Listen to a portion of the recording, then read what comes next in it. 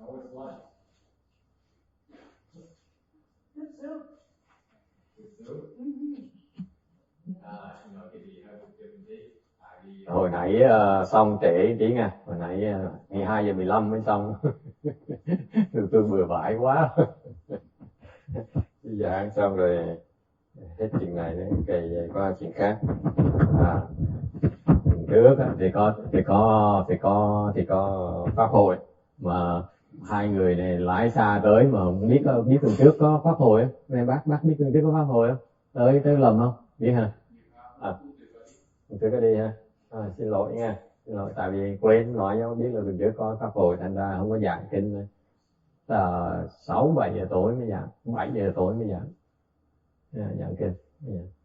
Anyway, I apologize to him because I forgot to tell him that last week we would not have sutra lectures until 7 o'clock, and he came too early.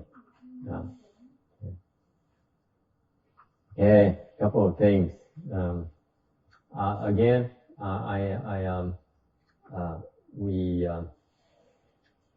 I promised to manage my time a little bit better, as I'm such a terrible guy when it comes down to stopping when people ask me questions. Is John gone now? So it's safe to talk? Okay, good.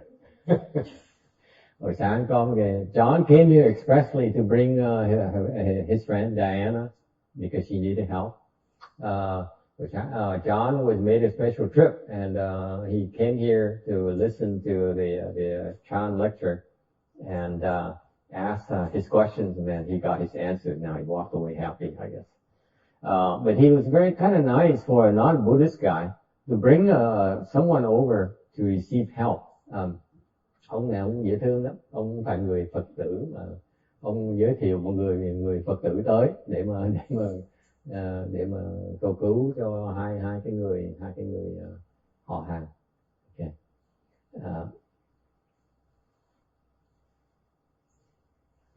It's about that thing again, about that death thing. Okay. Nó về cái chuyện mà chết đó. It's something that is inevitable for all of us. Chắc chắn mình sẽ chết rồi đó. So what happened is the Buddha is aware of that, and that's why he came in the world to help us along. Okay, we're on slide 411 ở trang ở số 411. Chapter 4 of the Earth Store Sutra. Chương thứ 4 của kinh Địa Tạng. Okay, it's called Karmic Retribution of Living Beings. Là cái phẩm này là phẩm thứ 4, tên là nghiệp quả của người diêm phù. The English translation in the title, they omitted some of the translation. They did not mention that actually living beings off the southern continent. Okay, this is where we are. Mình đang ở cái châu, cái Nam Châu. Okay.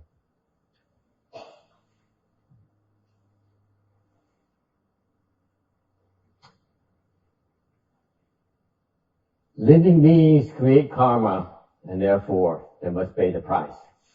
Chúng sanh tạo nghiệp thì phải chịu khổ. And because the Buddha sees that, and he sees that the living beings are undergoing a lot of sufferings, that's why the Buddhas and the Bodhisattvas had to appear in the world. Vì Phật Bồ Tát thấy chúng sanh đang rất khổ, thành phải xuất hiện và xuất thế để giúp đỡ chúng sanh. What are they doing here in our world? Họ tới thế gian là làm cái gì? They brought us various dharmas. Họ đem cái pháp tới để giúp mình được cái giải thoát bớt khổ, to help us along. In particular, I'm going to digress a little bit because it relates to this morning's lecture. Tôi sẽ đi nói hơi nghiêng đi ra ngoài đề một tí. It's about in Mahayana we can relieve suffering, we can provide relief for suffering. Bên Đại thừa có thể giúp quý vị bớt khổ. It's a given. Có đủ pháp hết. We have all sorts of dharma to help us, provide relief from suffering. In particular, we have a dharma that is quintessential to Mahayana is the death dharma. Nhưng đặc biệt á, là đến cái Phật pháp mình, cái pháp mà để mà đối phó với cái chết á, là không có gì bằng Phật pháp. In terms of the dharma to deal with death, Mahayana is the best, bar none. Because basically the Buddha came here to help us teach, to help us resolve the biggest problem we have, the death problem. Okay. Tại vì cuộc đời của người mình, cái mà mình, vấn đề mà lớn nhất mình cần giải quyết là mình sẽ chết. I don't care what you do now. I don't care how much money you'll be making. Okay, how famous you become. But eventually you have to face the fact you will die. Or how young you are. Quý vị có thể giàu, có thể nổi tiếng. Những điều trước sau thì quý vị phải giải quyết vấn đề cái chết của mình. Ai phải chết hết. Có trẻ, bây giờ có thể trẻ đi nữa, sau này mà ngày nào đó mình phải nhìn tới cái chết của mình như vậy. Cái mình không bao giờ thoát được hết. Okay? And that's why the Buddha came up with, taught us so many ways to deal, effective ways to deal with the death dharma. Bây giờ Phật mới dạy truyền những cái pháp rất là đặc biệt để giúp mình đối phó với cái chết. In particular, he taught the Pure Land Dharma. Nhất là Phật truyền cái pháp tịnh độ. Okay, in terms of dealing with death, the Pure Land Dharma is by far the best. Đối về cái chết đó, okay, cái pháp chết đó, thì cái tịnh độ là cái pháp mà vô song, không có gì hơn tốt bằng cái pháp tịnh độ. Okay.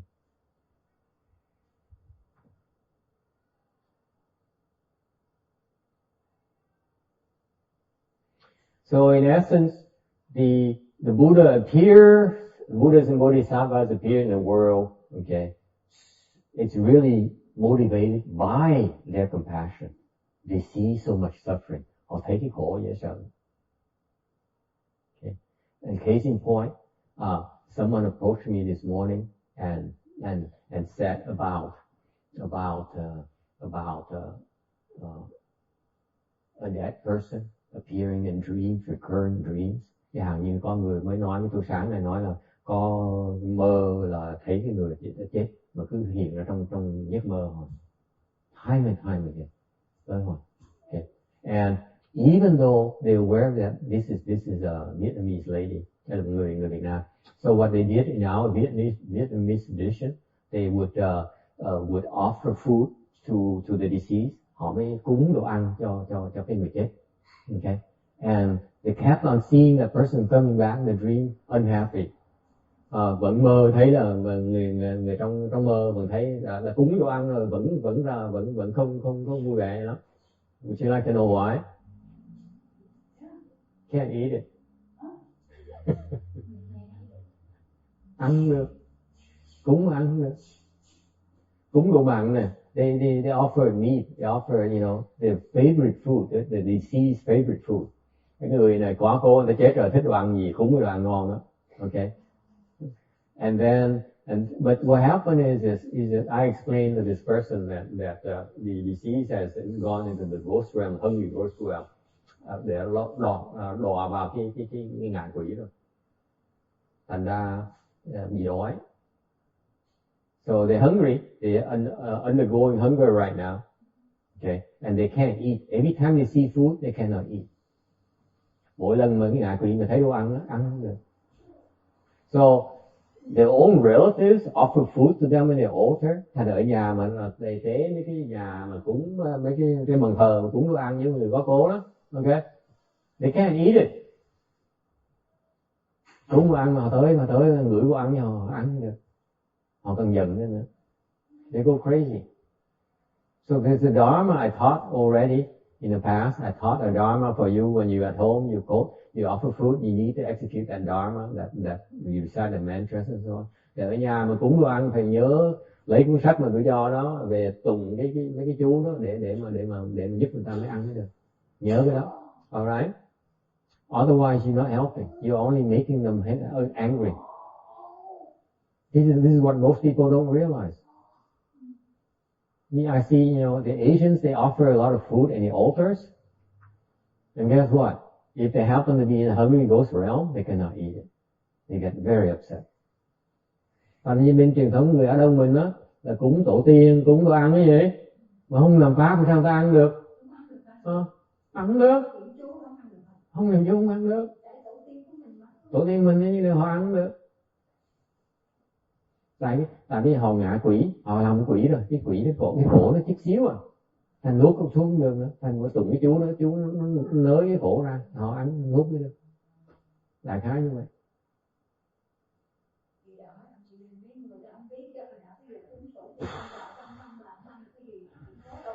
Không ai làm gì. Nếu như mà họ mà gặp họ đọa vào cái đường quỷ, thành quỷ đó, ngạ quỷ thì ăn được, chiều không ăn được, khổ vậy đó. Biết bao nhiêu người Á Đông làm như vậy. Okay, this is why we have the small handbook, that Pure handbook. It's given out free, folks. We print thousands of these and give them away, so that people know what to do when they feed the ancestors and their issues. This is incredible.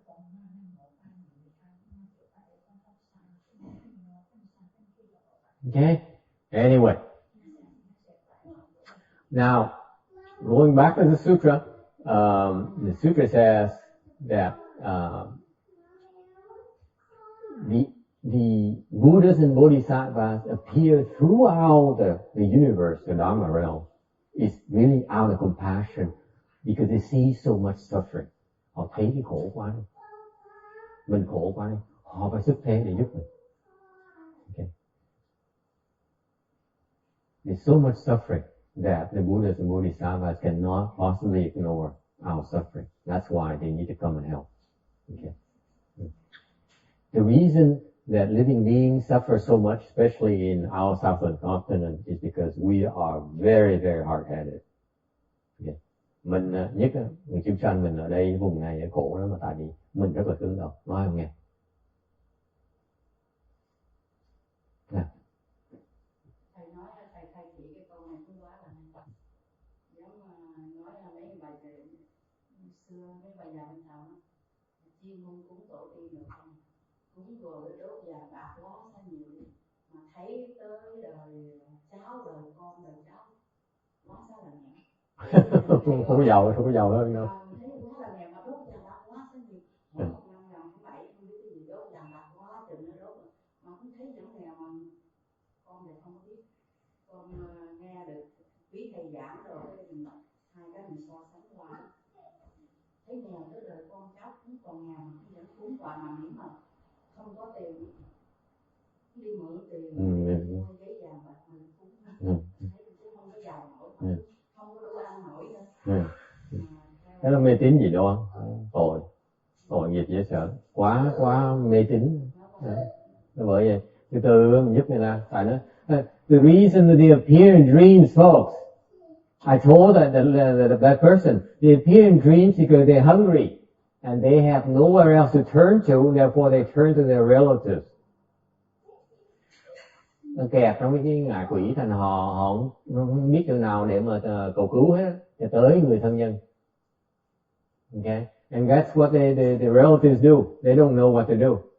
They give them food and they don't know, and they can't feed them. Okay, and I hope that you take those books with you and give it to people. You see people making offering of food. Make sure you teach them to recite the mantras. Absolutely. Okay. Thành cái gì mà quen người nào mà cúng tế ở nhà họ lấy cái sách tặng với họ, nói là tụi tôi bên Phật giáo tôi phải dùng cái pháp này người ta ăn mới được. Rồi, thì chịu thôi, không nghe thôi là mình cố gắng mình giúp thôi, người ta không nghe chịu thôi. Rồi vừa tôi mới nói là người ta cứ cứng đầu lắm mà, nói không nghe mà. So.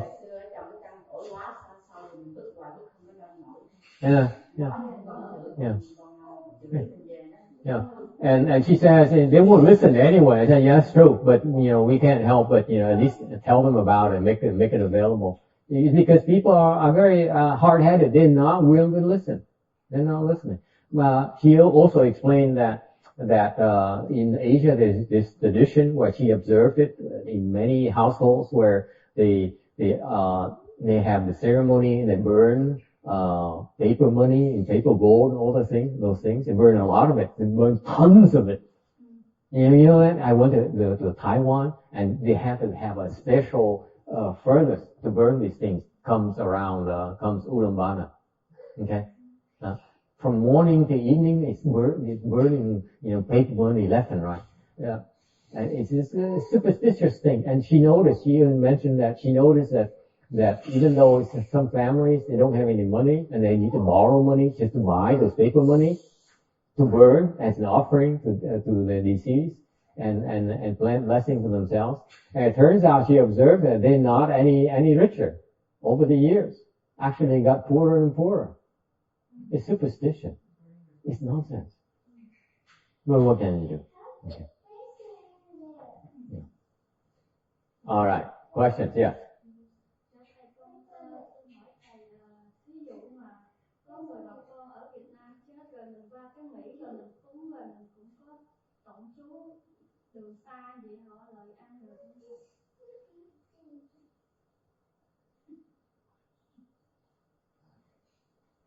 Tùy. Để mình tự làm thì chưa chắc. Tại vì nhiều khi cái chỗ người ta bị đọa, mà ta bị kẹt ở đó, giống như bị xích nó cột lại chân để đi xa cũng được. Còn nếu như mà nhờ mấy chùa làm thì có thể họ giúp được. Tại mình không đủ sức. So she asked a good question. She asked, for example, let's say I have some relatives who passed away in Vietnam. Can I do it here and offer them food? Can they come and eat here? I say, it depends. They may not be able to come this far. Okay? Because in some cases, the ghosts are localized. They cannot migrate. They have a range where they can wander. Beyond that, they can't move.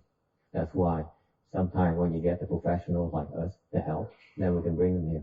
Chẳng như nếu mà quý vị mà hỏi như vào chùa lúc hỏi mấy thầy mấy cô giúp á, thì có thể mấy thầy mấy cô đem một qua. Okay.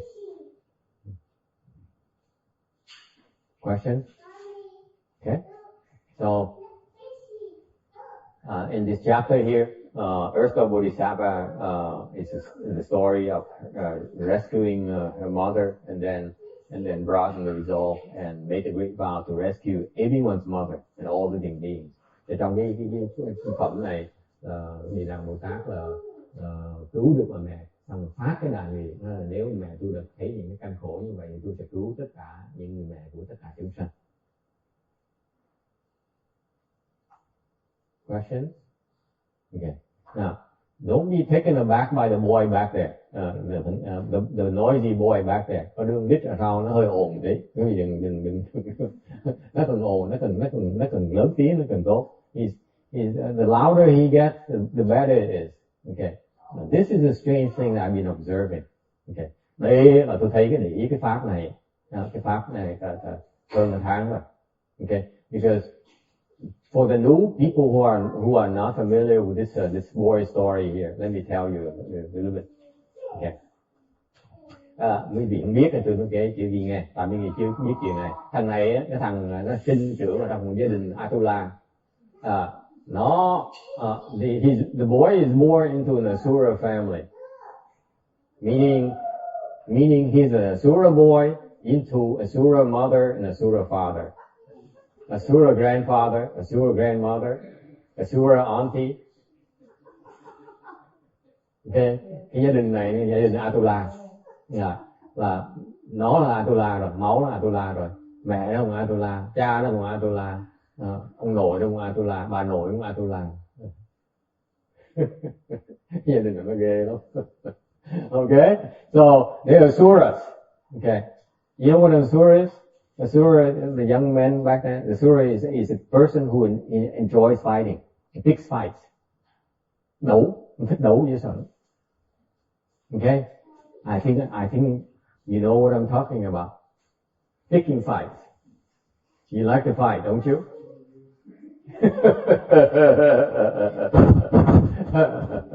Okay, you know, every time you come around to this boy and say, hey, and he said, oh, he's so happy.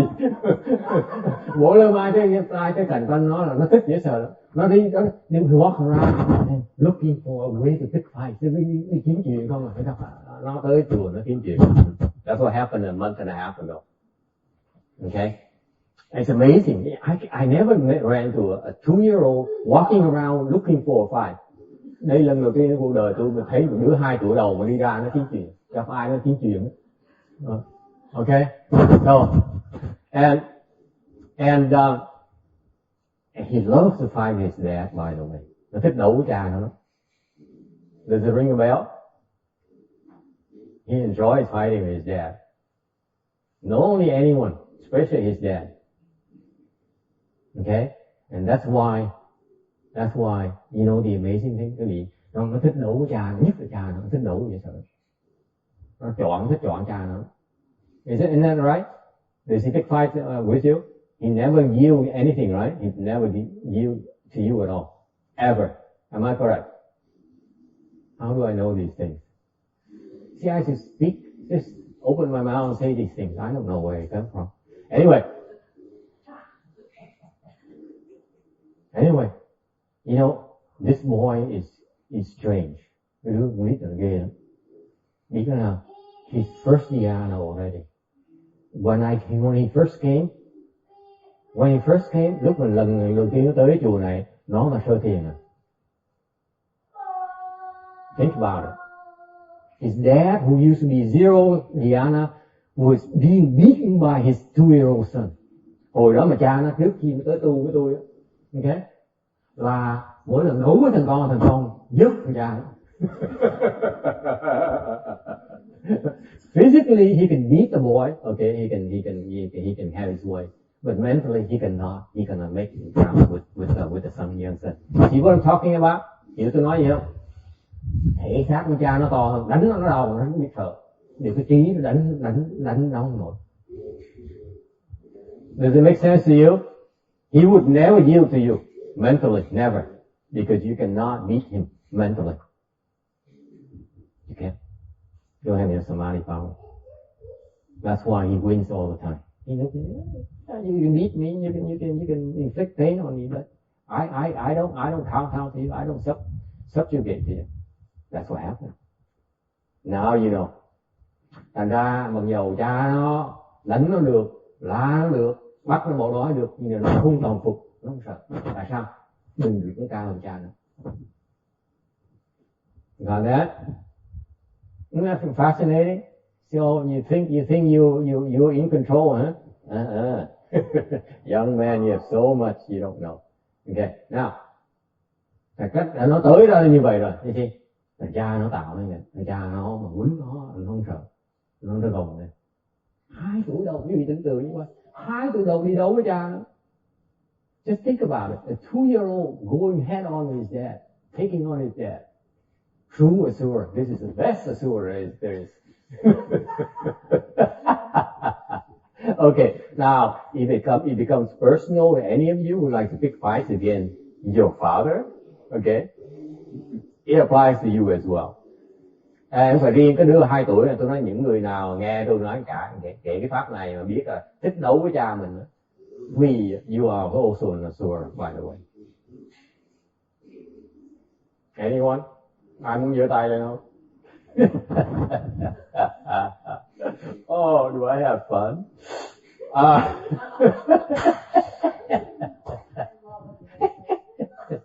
Okay, now,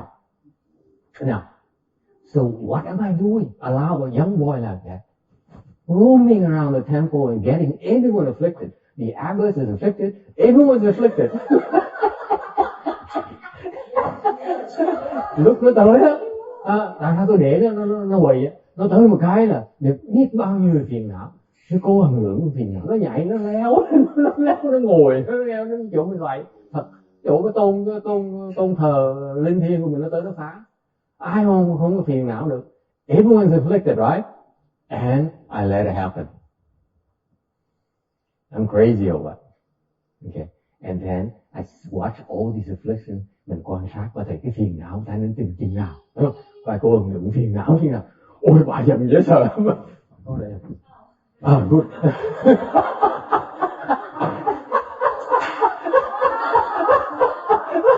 Bà phiền não quá đi. Mà nó cái thằng nhỏ mà sao nói không nghe. Nó có thiền định, nó đâu có ngán ai đâu. Remember, this is maybe he may be young, he may be little, but he has samadhi power. Nhớ không? Nó có thiền định, nó không biết sợ ai hết á.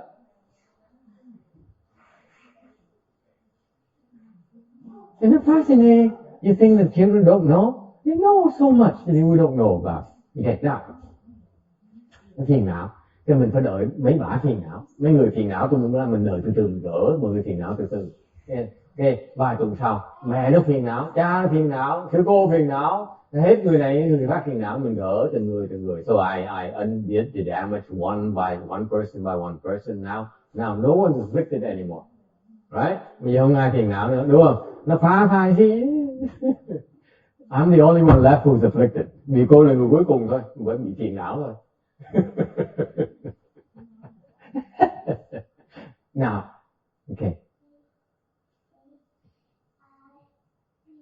So what's the point in allowing kids to come here and cause trouble? Thành lý do mà để mấy đứa nhóc tới chùa làm gì?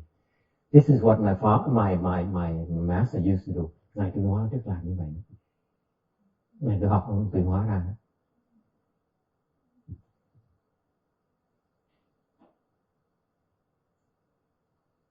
Biết chuyện gì xảy ra không? Nó bây giờ cái tâm đấu nó bớt khoảng chừng 50% này. Sau 1 tháng rưỡi. After a month and a half of being here, his fighting spirit has decreased by 50%, at least. Isn't that true? Is that what you observe as well? Mom? Not true? You can't tell, anyway. Okay. Nó bớt đấu rồi. Cái máu của tôi lại nó xuống. Nó chuyển. Okay. And you know what? Something else. You never believe I tell you this. Có chuyện khác quý vị không cách nào tin nổi đâu. What do you think he's doing? Cái vị nghĩ nó đang làm gì đây? Tell me. He's testing everybody. He's having a good time. Okay. Cái vị nghĩ nó đang làm gì? If I were to tell you he's cultivating, would you believe me? Nếu tôi nói cái gì nó đang tu, quý vị tin không? Why? Why would you believe me? He's not cultivating. Let me tell you. You ask him, hey boy, are you cultivating? No. Right? What's cultivation?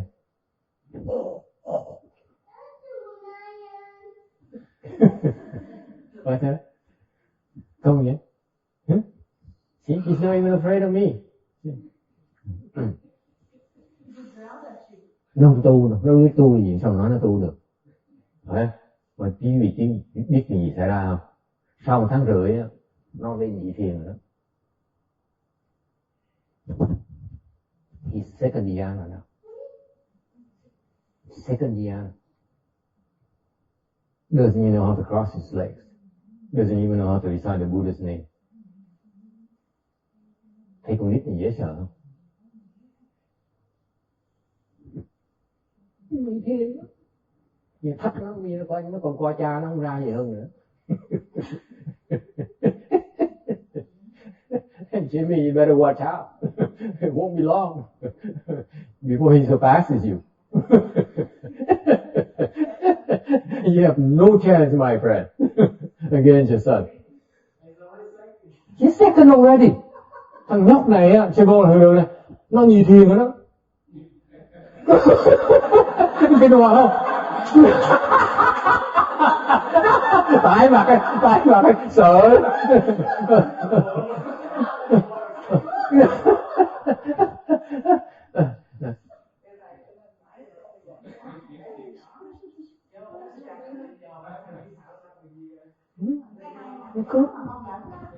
Cái thằng này là thằng Atula nữa. Rồi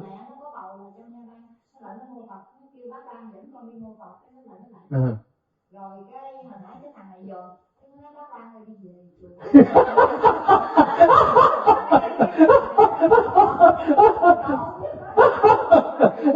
She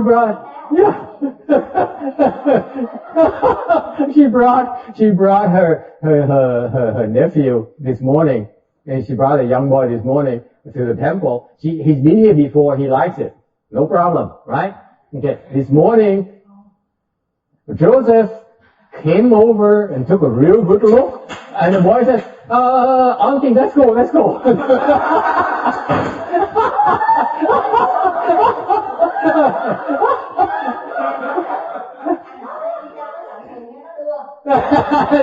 He escorted him to the door.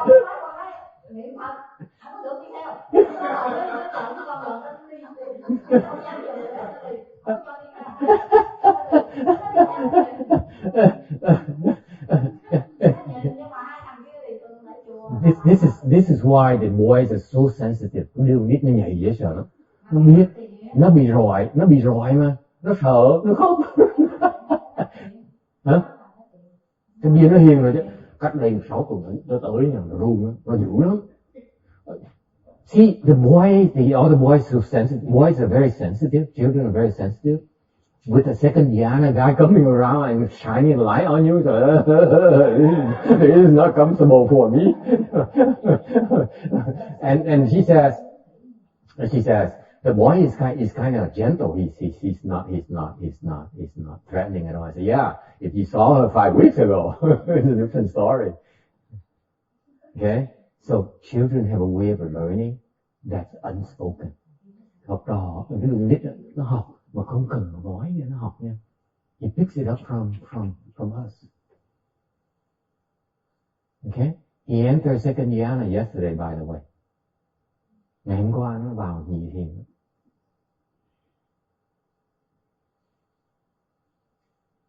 Nó fascinating, thấy cái giáo dục nó dễ sợ. Mấy cô sao có biết gì giáo dục con nít gì không? Cái này đại thừa mới có đó nha. Chứ còn only in Buddhism you won't find this. We can teach them about samadhi without saying single word. Dạy nó luyện võ, nhập thiền định mà không nói một tiếng. Isn't it fascinating? Now you know why we encourage children to come to the temple. They pick up so many things. Yeah. It reminds me of a story. A long time ago in Goldwheel down in 6th Street, before the Highland Park, there used to be old church, it was really tall. Right. And Master Children was giving a lecture. I think it was during like Thursday night or something. Anyway, as a pigeon flew in, they always kept the doors open, and the pigeon just flew in, flying around. He was giving a lecture, and all the ladies tried to chase out the pigeon. And he said, "Stop! Leave that pigeon." The pigeon came to listen to the lecture. And then at the end, everybody says, "Okay." And then the pigeon just perched up on like a balcony area and just sat there. At the end of the lecture, everybody looked at the pigeon. The pigeon, right at the end of the lecture, the pigeon flew out the door again and disappeared. So it kind of reminds me of Joseph. Đó này ông kể lúc trước mà ngài Tiên Hóa ở đằng Kim Luân á, Kim Luân cũ và Kim Luân ở bây giờ dạng pháp thì có con bồ câu nó bay, nó bay vào trong phân địa, nó bay qua bay lại, người ta mới sợ, tính đuổi nó ra thì Tiên Hóa ngày mới nói là ngài chặn lại, nói là không sao, để yên tụi nó tới nó nghe dạng pháp này. So, thành ra ông này nghe nó kể nó cái thằng nhóc nó vậy đó, nó tới nó giống như bồ câu vậy, nó học pháp mà theo kiểu học của nó. Okay. The Dharma can be spoken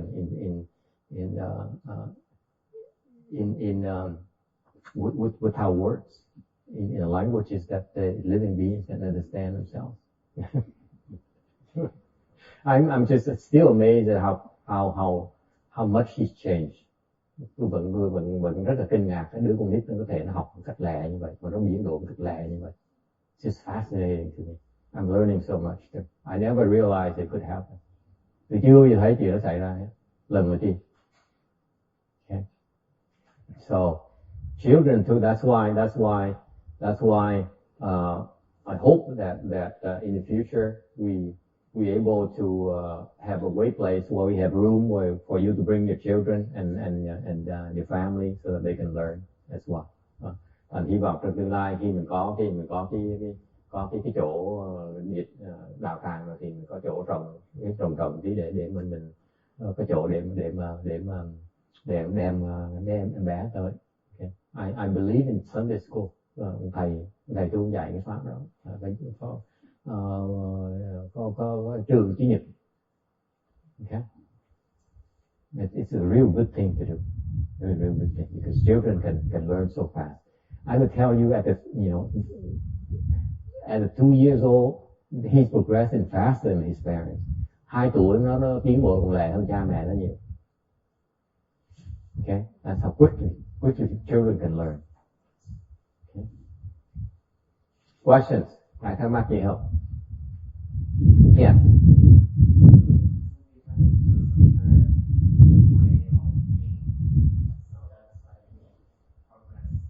He never wanted to learn.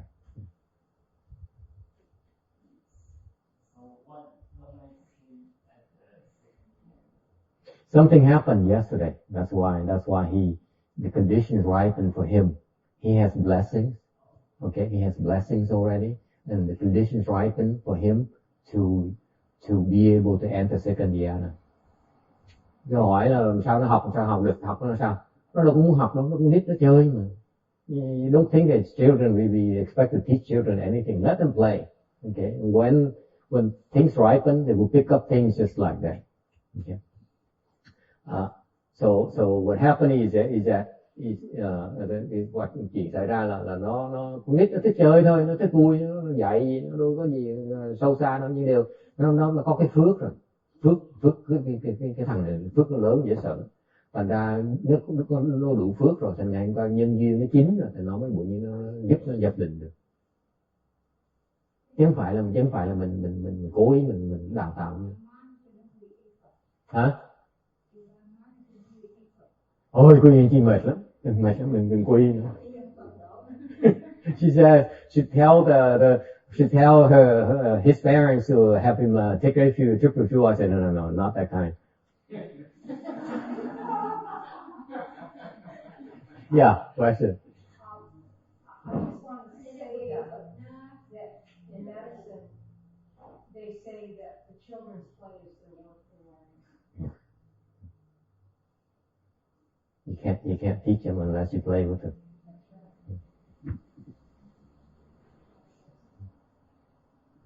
I just made it up. Is that what you guys know?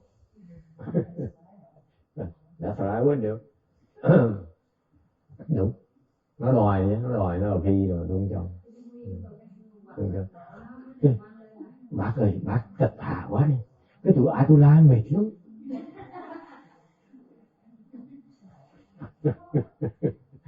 Hiểu hả? Mày hiểu hả? Mẹ nó hiểu nè. Nghe Atula nó hiểu nghe. I was saying in Vietnamese that these asuras, they have a lot of trouble. Don't make them take a few triple jewel. Too much trouble. Okay, any questions? Comments? Yeah. Trường học ở nhà có đứa cháu á, cũng tại vì má nó đi cầu á, đi chùa cầu á, rồi xong mới xảy con thầu. Mà cái gì từ lúc xong cho tới bây giờ là 3 tuổi, nó gặp ba má nó là nó cứ quậy ba má nó mà khóc thét, rồi tùm lum ba má là theo hầu một tay phải cầm sữa tay cái con hết xa. Mà gặp ba má nhà đông lắm mà mấy người khác thì nó không có quậy vậy, nó chỉ riêng ba với má nó là nó quậy vậy. Còn hầu không biết sao này nó có nói không mà nó. Từ từ sao bớt, nó tới nó đòi nợ. Tới đòi nợ. Rõ ràng mấy cái đó rõ ràng lắm.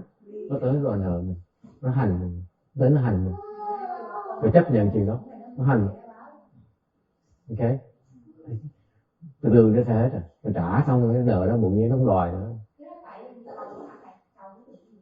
Không thì cái duyên nó tới để nó chưa chắc phải cầu như đều. Cái duyên đó là lỡ nó lọt vào, gặp lỡ cái thằng nó lọt vào cái đứa mà mình bị nợ nó, thành nó tới nó hành mình. Oh, by the way, Danny, the threat thing, I keep on forgetting. So we do it next week. Okay, I don't want to you think I'm ignoring it. Just, I need to go do some research and make sure to decide what to do. I explain you more about that. Because today at lunch I was too busy. I had to talk to someone the entire time. But we will take care of it next weekend. All right? Okay. Question? What?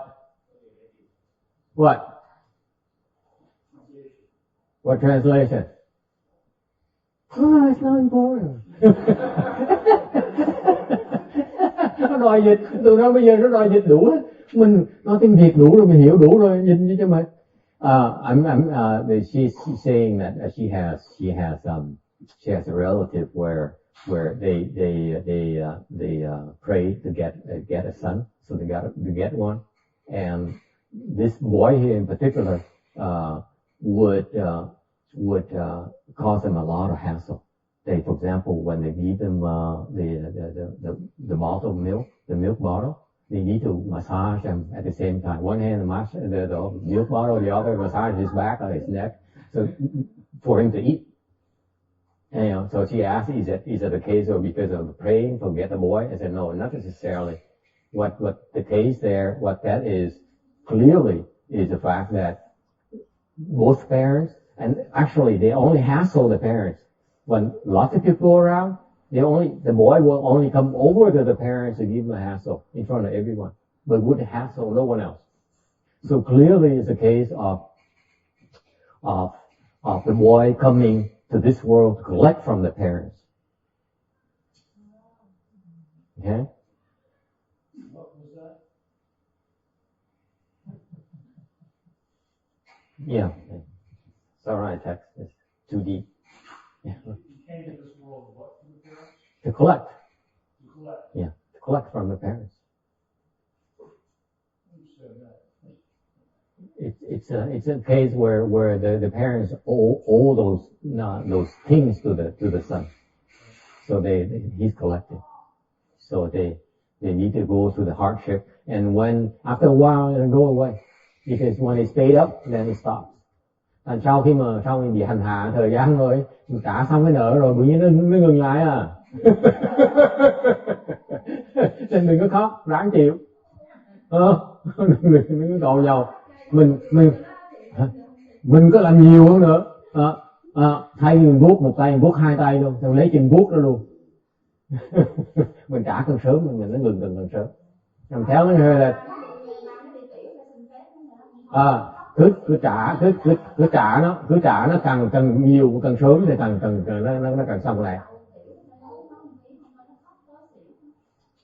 Yeah, they give him a lot of hassle. Even the father who needs to ask for the son's permission before he can go to the bathroom.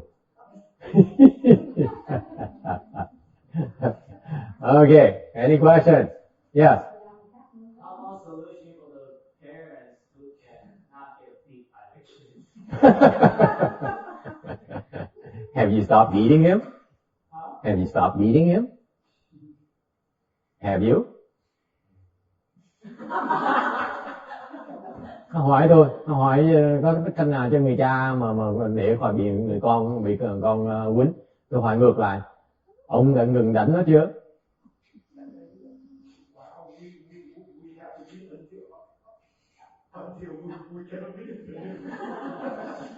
Don't go there. Don't go there. Don't go there. This is non-negotiable. Okay. Let me ask you. Để hỏi cái gì? Cái này rất quan trọng lắm. Hỏi cái gì? About education. This is as long as we have children here and people here of different ages. Let me ask you. Tôi có cái thắc mắc này về cái chuyện giáo dục con cái. Do you believe that it's okay to beat your children? Quý vị có nghĩ là đánh con là chuyện nên làm hay là không? Is that okay? Anyone think it's okay? Don't be shy now. This young. Okay. Ai nghĩ là quýnh được? Người có nên quýnh? Physically. Spanking. One. Raise your hand. 2, 3. Hey, you know a parent. Này đâu phải cha mẹ đâu. Okay. Okay. Why? Tại sao có đánh? Because I take care of my daughter, and when I visit her, I just sit here and I tell everything. Report her. Why? Report her. Yeah, why you Report her. I love you because I don't want when you go outside. Good. You have to hit Okay. hit you. Okay. This is very old school. Cái này là rất là xưa. And now my daughter over 25. She go to the Buddha and she can read the Bible. When Okay. I read the Bible, she teach me. Ah. I teach them about same voice. Okay. And when I take care of my brother-in-law, two kids come here, sư cô ở đây biết á, bây giờ nói tiếng Việt thôi, sư cô ở đây biết á, là nó lại đây nó lại Phật, hai đứa nó đồng nghiệp hồi nãy con dẫn lại tại cái thằng này nó lợi nó gì nhộn, thằng kia nó sợ quá, nó nói là bác Lan con không. Okay. Đi về nhà. Nó về thành công đấy, ok. Hai đứa nhỏ con nuôi tất cả là nếu đi sức 4 đứa, những cái cha mẹ mà nuông chiều con á thì là con nuôi, mà con không có đánh. Hai đứa con nuôi con không có đánh gì hết, nhắc nghĩa cho nó nghe. Và mỗi buổi tối con niệm Phật thì hai đứa nó ngồi kế bên bắt trước, con nít nó bắt trước. Và con nhắc nghĩa thôi, khi bây giờ ba nó thích nghề nghiệp nuôi nó trời ơi đánh nó thấy nóng ruột vậy. Đánh vô đứt cái con sợ nhảy trên tường cái con phải chạy lại con. Bây giờ như ví dụ ở đây là nhà đằng kia nó dẫn hai đứa ở đây. Tại vì thương đứa nhỏ không muốn ba nó đánh gì giận. Tại giờ đó thì không có săn sóc. Giao cho con săn sóc. Là bác. Cho nên bây giờ tốt nghiệp nó đánh thằng nhỏ đánh đâu có phải là gì thương. Vì là bác ơi kia. Okay. Ở bên Mỹ này không có đánh con hình như là sai. Đánh nhẹ thôi. Mình đánh vô cái tay nhẹ chứ là đánh vô lưng. Còn đứa nít nó sợ nó giật mình, đánh cái nó giật mình. Okay. You see how patient I am. What she's saying she's been doing a good job actually. Because when she beats them, it's like a tap. It's not like that. Okay. It's not hurting. It's like calling attention. Okay. Like a warning, that kind of thing. A kind of gentle beating. Okay. But she says that it's from the old school, it's believed that when you do that, okay, then the children grow up proper. Gọi là tiếng Việt nó gọi là thương phải có roi có vọt, something like that. Thương con cho roi cho vọt. It says like if you love your son, then you should administer the whip and the spurs. Okay, that's the Vietnamese saying. All right. Bây giờ con nói một câu là đứa con gái con 25 tuổi nó chơi với bạn nó đã ra đại học rồi và nó nói như gì nè mẹ. Bây giờ nó quýnh con nữa không? Con là những đứa cha mẹ. Nó có quýnh con nữa không? Nó 25 tuổi chưa cho đừng nó đi làm. Con đẻ nó bên đây. Đứa này là So I asked her. Nói là những đứa mà cha mẹ chiều không có mà không có nên cứ nghĩ là đi đâu mình là công chúa với hoàng tử để người ta phục vụ. Còn mẹ đó tới giờ này hồi đó nhiều khi mẹ này con hơi khó con cũng thấy nhưng mà giờ con mới nghĩ là khi con ra đời nó làm ở trên xã hội á thì con thấy là con có sức chịu đựng là do mẹ lúc nào cũng phải con share với anybody theo anybody. Con nói tới ngày hôm nay con 26 tuổi con nói với mẹ gì thì là con còn huy động người giàu lắm. Nó nói là nó có con nhất định là phải gầy phải đánh. Phải đánh hả? Phải quýnh hả? Hai đứa em nó đánh, sợ nó đánh. Okay. Không có được chiều thì em không có được chiều. So she says that she has a 25-year-old daughter now, okay, who is not married yet, unfortunately. Because I asked her, what does your daughter think? And she says, now she says that her daughter believes the same way that she will beat her children. It's okay to beat the children. Please don't use the word beat. That's too extreme. I'm extreme. Beating is very extreme. Okay. So, do you beat your children?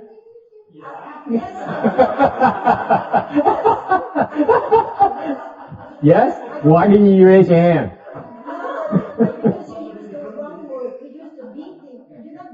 What word should I use? You educate them. Ba ngày có được không? Quýnh là không nói quýnh, mà là mình dạy. Educated. Wow, that sounds good. Bác nghĩ sao? Xin thầy con kể Yeah. con có cái thằng cha Úc. À. Năm 26 luôn. Ừ. 2-3 năm trước thì hồi đó nó đang học đại học thì nó khoảng 23. À. Cho nên nó thì nó cũng đi học, nó vừa học vừa làm. Nó đi học là cái tới ngày thứ 7 đó thì lúc nào nó cũng mà đi chơi với bạn coi cine, coi phim đó. Cho nó mua tấm vé để vô gặp hát coi nó cũng làm 2-3 trận luôn. Hát coi cái trăm nọ. Lúc nào cái nghe thứ 7 nó coi tới 2-3 giờ kia. Và mình làm mẹ mình nó yên tâm. Nó còn nhỏ, bây giờ nó còn đang học đại học mà nó cũng còn nhỏ đi chơi bạn bè mình đâu biết bạn bè nó ra sao. Nói thì tốt thiệt nhưng mà bạn bè không có tốt mình không có biết. Mình sợ buổi nửa đêm nửa khuya cái chỗ nó xảy ra chuyện gì nó bị như vậy. Mình đem nào cái mặt thứ em thứ 7 mình cứ chờ đỡ nó qua mình nhắc nhở mối nhằn hoài nó không có nghe. Nó má ơi con làm tối ngày thứ 7 con đi coi phim mà má cũng không có cho con tự vô thức nào cho nó. Cái này Việt Nam hay là đây? Ở đây hả? Cái mình nói quá mình giải thích cho nó mê hoài nó cũng liền nó không nghe. Cái một ngày. Tụi nó có một ngày lúc tôi đợi nó về nó thấy được nó biết tôi đợi cửa nó không cho vô cửa tránh. Nó leo nó bỏ hàng ta mở cái cửa mà xe ga thì cũng khóa lại luôn. Cắt buộc cái nó phải mở khi mình mở cửa. Mở cửa đi vô cho nên tôi nói mình không nghe một lần, 2 lần, 3 lần, lần thứ 4 tao phải hành động. Tôi nói được ở nhà có bị chổi mà cái cây tôi nó tròn. Oh, she's violent. She's violent.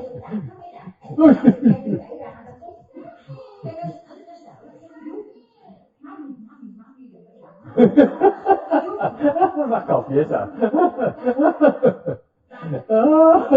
Nhà mà cọc dữ vậy.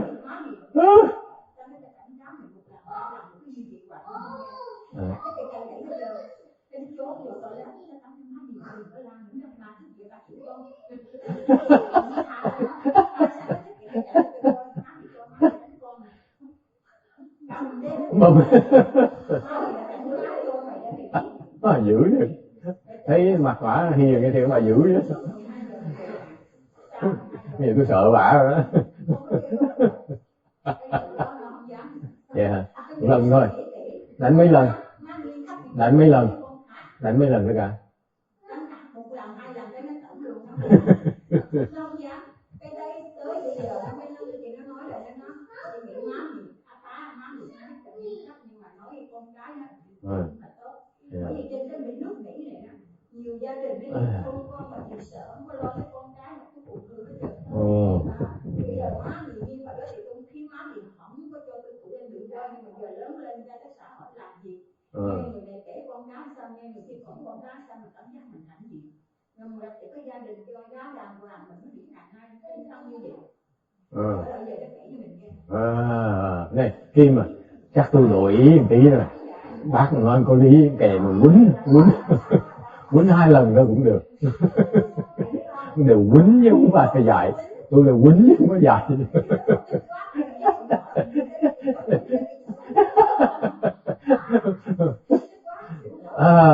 Oh, you guys miss so much the non-Vietnamese people. Okay.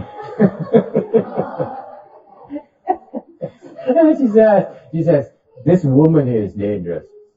She says that she has a son, and she's the matriarch of the house, and therefore the boy used to go to work, and then he would on the weekend he'd go to the movie theaters like Edward Cinemas and so on, and he'd go from screen to screen. So he'd stay there like the entire day, would come back late, and she's very upset about it. She said, Mom, I work so hard, and now on the weekend this is the only time I have some entertainment. Take it easy. Give me a break. Yeah. 23 years old. Okay, he's 23 years old. Okay, thank you. Okay. Good thing that he reminded me of these things. Okay. So she repeated asking me. She said, "I'm worried about you because if something will happen to you and you're wasting time and it's not a healthy thing for you to do this kind of thing." And the boy wouldn't listen. The young man would not listen. So one day, she knew all his patterns after all the years of watching him. So he knew that the front door she locked the front door, because he can't go through the front door. To lock the garage door, he cannot go through the garage door. Okay, so there's only one door left that he can access, and she stands right there waiting for him. And then that day, she went out to the backyard, pick up this tree branch. Okay, chop up a small tree branch, about this small, and then stand by the door. Just picture this, the guy walks in, turns on the light. What he sees, his mother going like this with a small tree branch, and she beat him. And so I asked her. I said, "You beat him? You really beat him?" And, "Yeah, I beat him." I said, "So how often?" He said, "Once or twice." She broke the branch, the small tree branch. She broke it. And the guy said, the young man says, "I showed my father, I said, my body is black and blue." That's how violent a woman can become. And that's a mother's love for you. Okay. And the amazing thing is that she says that after she beat him once or twice. Only twice. Yeah, only twice. He stopped. He listened to her. She stopped. Huh? What? And then you also said about the tree branch. What is that? It's not true? A broom? Yeah. It's worse than a tree branch. The broom are much harder.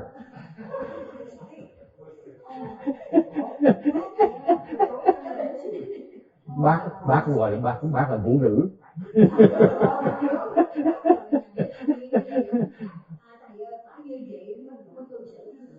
She says that's the only way to make them listen. Okay. And the boy said, the man says, "Mom, I never seen you this angry before." That he was so frightened of her. I would be frightened too if I were him.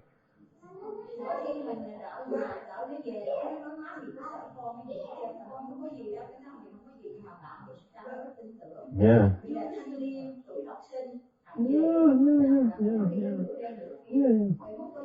Old school. Okay. So I have old school here. You're not done yet. You haven't told her the whole story yet. The rest doesn't matter. She won't let me get away with it. Okay, mà kể phần thôi để mình mặc giữ. Okay, you tell the rest of the story because I'm not going to tell them. I have my principles. What she said is that, may I? Yeah, sure. She said that later on he did thank her for disciplining him because apparently he saw that all his friends, the parents really wouldn't even touch them, love them, but let them do everything. They're not very successful because even though he was in college already, she's still disciplining and trying to tell him what's right and what that he's supposed to come home on time. So he did actually thank her, the son, thank his mom. So let's pick up. Okay. So now, Jenny, you got the name, right? Oh, you need the address. Okay. Now tell me, Jenny, is there a law against beating children? Yes. There is a law, really? Yes, there is. Pháp luật không cho phép mà quýnh con nha. Đó là phá luật rồi nha. Mới nói đó. Is there a law, really? Yeah, there is. Yes. Doctors and psychologists, well, professionals, they're mandated to report. You're only allowed to, to hit your child, but on the buttocks, it has to be open hand. It can't be closed fist, no object. And they're under 5. Certainly no small tree branch or broomstick. Kim's favorite is broomstick. Hers is a tree branch. So you can't. So there, it's a law. Thế pháp luật không cho phép, yeah.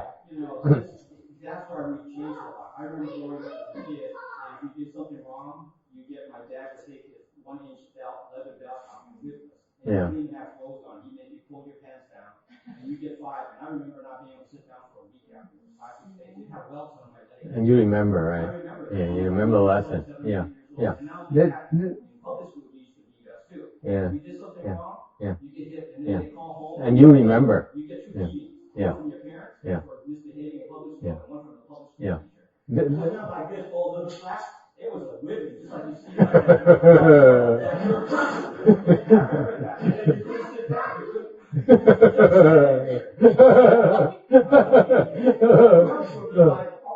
Quarter of an inch on your leg. Yeah, those were the times. Those were the Mine times. was the razor strap from the barber's chair.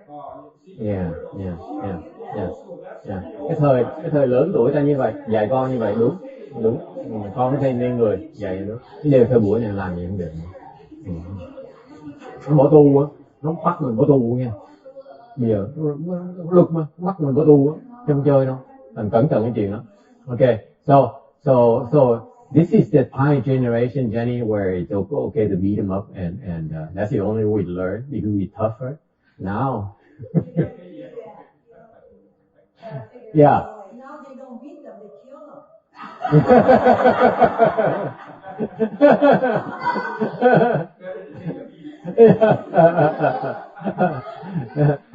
So, what else? Yeah.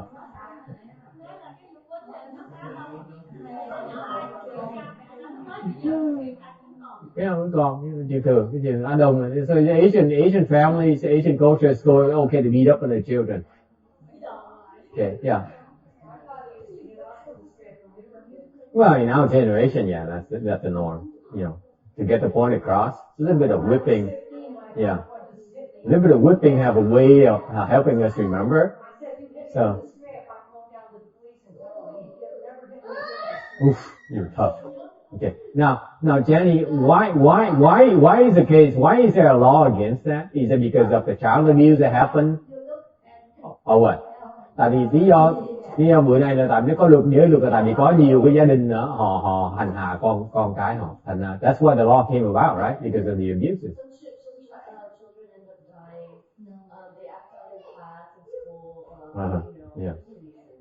Yeah. Tôi nghĩ thầy, tại vì mình ở Mỹ này đó, nó là không có cho dạy con, thì ở trong có cái đúng chứ con cái sai. Tại vì hai cái như vậy này, giống một người, giống mình chính con mình đẻ mà mình đánh con nó không đánh cái bị tổn thương đâu. Mà một người mà mẹ đẻ cha đẻ đánh con là có tổn thương. Tôi nghĩ hai cái như vậy đó. Okay. Là đúng là một người cha mẹ dạy con là đúng đắn phải cho dạy. Okay. Rồi một người mà mẹ đẻ cha đẻ ra để dạy con là không có đúng đắn cho dạy. And she said the situation now is even worse because of the in-law kind of thing, the stepmother kind of thing. So it gets more complicated. Let me ask you this. Before, yes. Question, comment. Okay. Let me ask you this. Okay.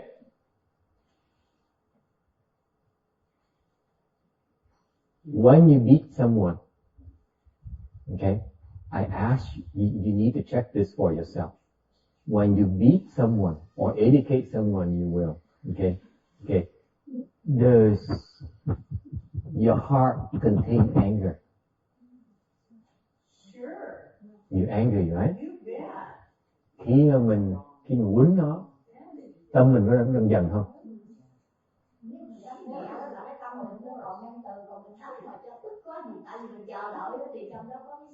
Giận ở trong á, anh cái trong đó, ok. Đánh nhẹ đâu có giận đâu, đúng không? Đánh nhẹ đâu có giận đâu.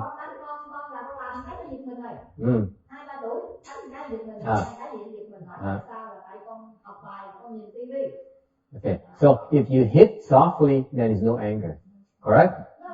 Đồng ý không? Okay, doesn't hurt as much. Okay, so that's my point. Bác thì nghĩ bác lớn tuổi tôi tha thứ bác. She's older, so I forgive her. Because I'm saying here, if you need to beat someone, okay, to send a message in a physical way, then you must do it with no anger in your heart. Can you be like that? if you want to educate your children, and in the moment you try to educate that child, and your mind is filled with anger, you're not educating that child. I don't care who you are. Và khi quý vị đang dạy con cái mình, mà trong lúc đang dạy đó mà tâm mình đang giận đó, mình không dạy nữa. Không dạy. You're not teaching.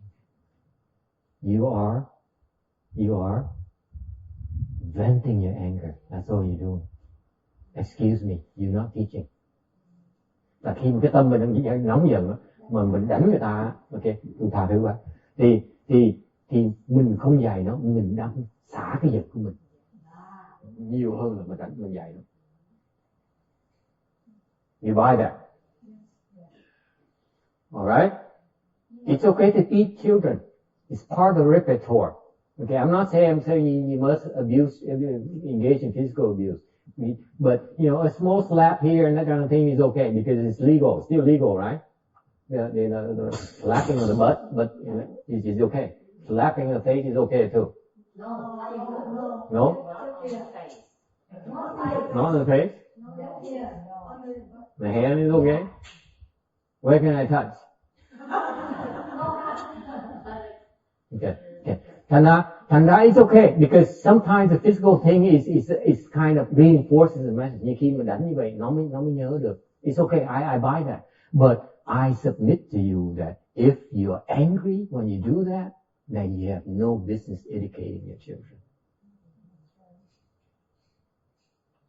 I am unanimous about this. Okay? You understand that, young men, young people? You cannot beat your children if you're angry. You're not educating them. Excuse me, I don't buy that. You are being an animal. Là khi mình đang nóng đó, mình chỉ là con thú thôi.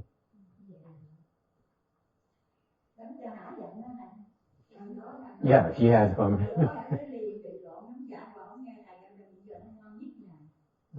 And she says now, since she gave him such good beating, now he's the most docile. By the way, that's called exception. That's called expedient, by the way. Okay? Nói cho quý vị biết, okay, tôi chọc bả thôi á, tôi vẫn chê bả như thường, tại bả già, tôi tha bả thôi chứ còn. She's older, so I let her have more leeway, but actually it's an expedient. What she did is an expedient.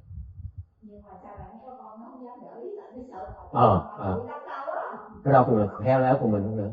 Nó không có làm phiền mình nữa. Đừng có tưởng bả không. Chứ bả này bà khéo lắm, tại bà giận, bà giả, bà làm cái giận thì ra bà tâm bà không giận. It's an expedient. Okay? That's the only exception I will allow. And because she's older, it's a filter. We understand that. Okay? Sometimes you have enough wisdom that you can manifest anger, but you're really not angry. You harbor anger in your heart, but you're not deep down you're angry. Because unless you show the anger, the children will not believe it. His son, his 22-year-old son would not buy that she's angry. If she fakes it, he wouldn't believe it. You buy that, Jenny? Okay? So you have flexibility there. This is where the law is too blind. It doesn't have the expedient kind of wisdom. You buy that? So it's okay to be violent every now and then. There's cái ngu quá. Ok, thì tôi hiểu cái bác đó là bác cái phương tiện, bác tôi hiểu. Bác giận tôi giận đó chứ. Tôi nghĩ bác giận cái khoảng chừng 10 phút sau bác hết giận là bác không còn luôn. Đúng không? See, I told her that she was angry for the next 15 minutes after she gave him a beating, and then it's gone. Okay, that's called expedient. Cái đó là phương tiện. Cái đó được. Nhưng nếu không có được phụ nữ á.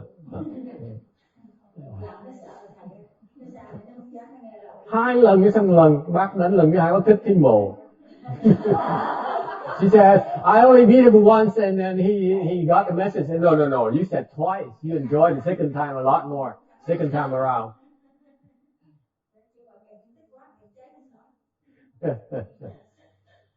Okay? So, rule of thumb, You cannot be angry when you meet people. You cannot be angry. Because you are no more than an animal. That's all you are at that point in time. Lúc mình đang nóng giận đánh người ta như vậy, mình chỉ là con thú thôi. You are no longer a human being. Mình không phải con người, mình là con thú thôi. Mình là con thú, mình dạy ai được hết, không dạy được. That's the only rule I want to convey to you today. Okay? It's okay to teach, but you cannot teach from the perspective of an animal. Can't. You're not teaching. I don't buy that. So until you're sure, you better stop beating people. Nói cách khác, nếu như quý vị chưa chắc á, mình cứ tim mình nó không có giận, mình không có đụng người ta. If you're not sure whether your anger is real or not, then you cannot touch anyone else. That's my suggestion to you. You touch yourself. You do not touch someone else out of anger. Khi mình giận, mình không có quyền đụng ai. Let me make it clear to you. It's very important to me. Cái này tôi muốn quý vị hiểu cái này rõ ràng lắm. Because what I'm doing is I'm teaching you Kung Fu. Tôi đang dạy quý vị võ. Mà quý vị mà không biết mà dám dùng cái võ đó, tôi dạy quý vị để đánh người ta, then you're beating me. I'm telling you. Tôi dạy quý vị võ để quý vị dùng cái võ, tôi dạy quý vị để đánh người ta trong lúc giận đó, là quý vị đang đánh tôi. Let me remind you. I will destroy your Kung Fu. If I hear about, I'm aware of that, I will destroy your Kung Fu. I can assure you of that. You may not use your Kung Fu in anger. It's absolute no-no with me. Is it clear? Không có được đánh người ta khi mình nóng. Không được đụng ai hết. Why? Because you're harming someone else. Mình đang hại người ta. Có đâu không được. Bao nhiêu công đức quý vị tu hành đó là tiêu hết, không còn gì hết. Ngay lúc đó, cháy hết. All the merit and virtues you accrue so far in your cultivation is gone and very instant. Burned up. Instantaneously.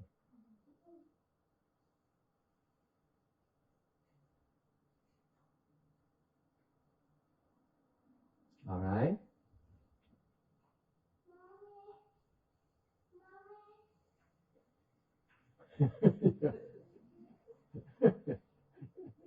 See, some people are still afflicted.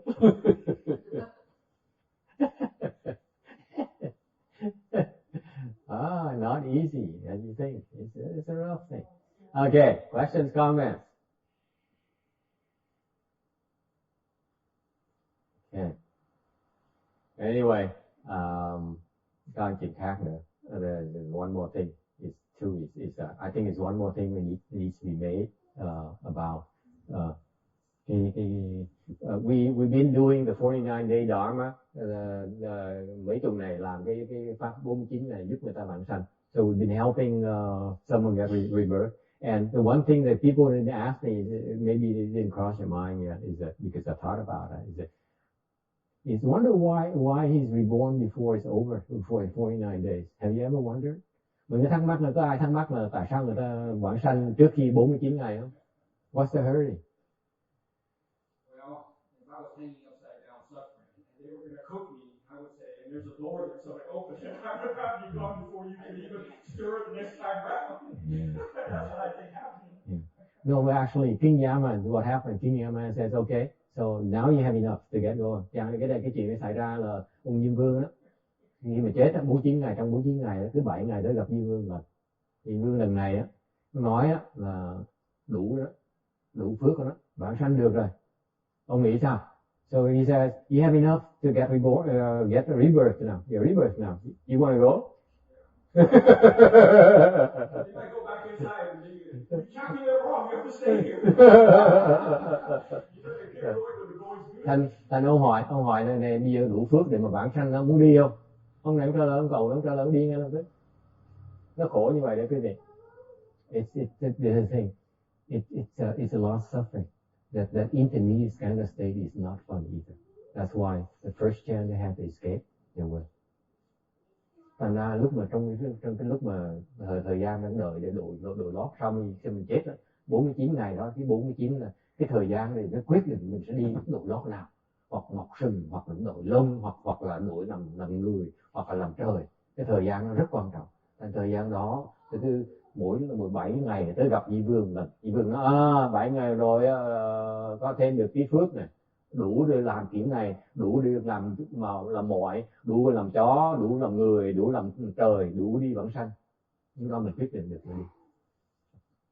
Okay, so even though he knows that the 49 days is not up yet, and yet and most likely King Yama says, you know, by the way, that your relatives are helping you right now. They're doing the 49 day thing, okay, and he's not even waiting till it's over. Isn't that fascinating? Thế lại sao ông Như Vương nói gia đình khuyến thuộc quý vị đang dùng cái pháp 49 ngày á để giúp vãng sanh đó.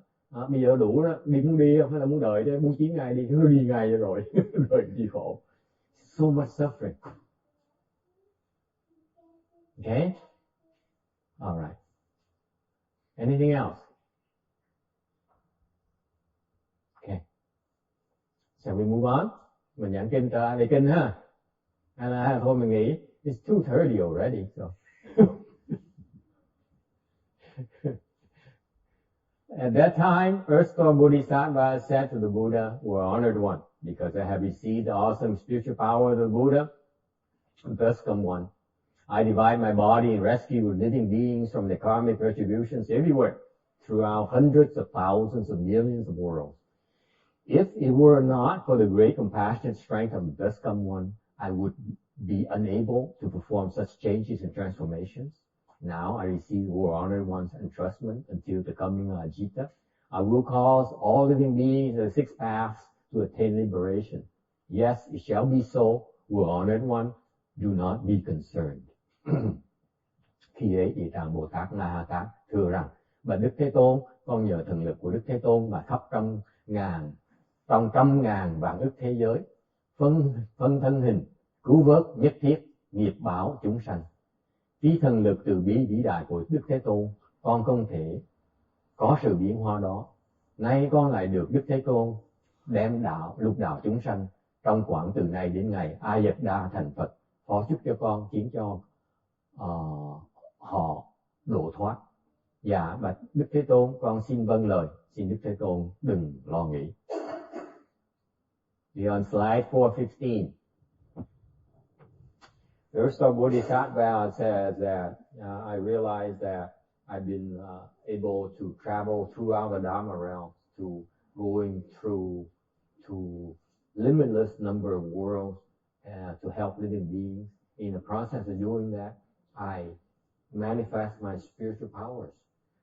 Địa Tạng Bồ Tát nói là con biết rằng là con đã đi khắp tất cả cái pháp giới này, các cái vũ trụ này, đủ thứ thế giới, vô tận thế giới, để con dùng cái biến hóa thần thông của con để giúp chúng sanh. Và đó là tại vì con nhờ cái thần lực, được sự trợ lực của Phật.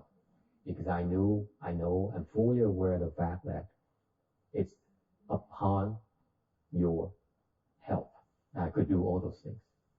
I could do the change and transformations. Okay? Nhờ thần lực của Phật mới biến hóa, có sự biến hóa nhiều như vậy. So what is change and transformation? Change is what? Biến hóa là gì? Biến là gì? Change is a swap. You change, you swapping things. Okay? Whereas transformation is that you make something that did not exist before, now it does.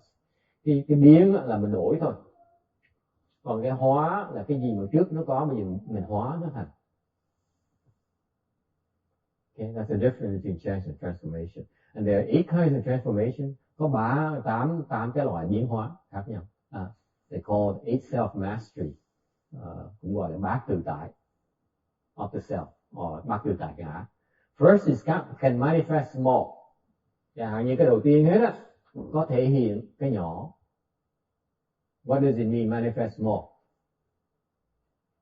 Manifest is teeny tiny like a bug. Có thể biến thành một cái vật rất là nhỏ, một cái chúng sanh rất là nhỏ, chẳng hạn như vi trùng. Biến ra được. Bồ Tát biến ra đi chung, để tới giờ đi chung. Alright? That's what the Bodhisattvas do.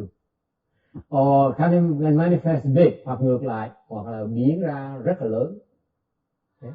Why would you want to become big? Chả ra biến lớn làm gì? For effect. What kind of effect? To impress you? Make an impression. Yeah, make impression. Multitude of people and you want to make an impression on. Yeah, it's just like Joseph's trying to teach you something at his size. It doesn't work. Thì khi mình biến nó lớn lại, mình cái lớn như vậy làm cho người ta dễ tin được hơn, dễ uy hiếp người ta hơn. Okay? Number 3, make it light, float away. Biến thành rất nhẹ, giống như bông nó nổi, nó bay đi. Okay? That's a manifestation of spiritual power, thần thông như vậy. Or number 4, can manifest self-mastery, hoặc là thể hiện cái tự tại. Okay. It's omnipresent. It's like you present everywhere, you there, and you like empty space. Cái này là cái thần thông tự tại này dễ sợ lắm. Chẳng hạn như là mình có thể hiện tất cả bất cứ chỗ nào. Mình có đó, mình giống như không khí vậy. Mình cũng khác với không khí. Tự tại rồi như vậy. Alright. Number 5, can be in control. Thể hiện cái là mình tự chủ. What kind of control are we talking about? Control of your sense organs, your roots. Tự chủ được gì? Tự chủ những cái, không phải tự chủ người ta. See, when you guys, you control freaks, when you hear of control, you're like controlling others, right? Bởi vì mà khi mà nghe chuyện tự chủ, làm chủ là cái gì cái nghĩ đến làm chủ người ta. Nothing like being in control of others, right? Controlling your husband, controlling your children, controlling your employees. Dạ mình muốn làm chủ gì? Làm chủ chồng, làm chủ con, làm chủ nhân viên. You notice I only mentioned husband, I didn't mention control wife. You men are not into that.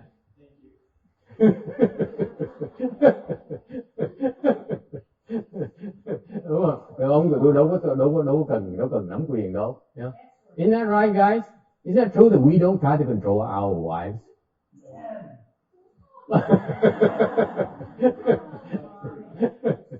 Bob is the exception of the male kind. Okay? Yeah, her husband is very controlling by nature, by the way. Of course. I agree.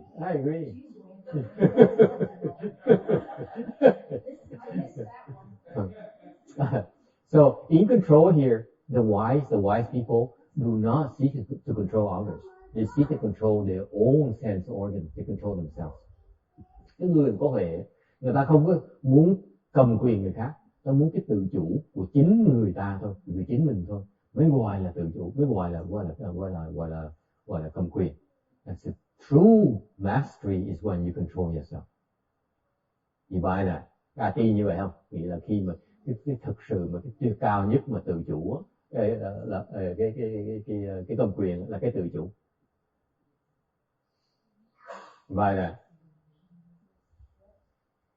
Okay. Why you keep on trying to control others? Tại sao quý vị cứ đòi cầm người ta? Like I try to control the monks or the nuns, or the or the disciples, or the lay people. That's what we do, right?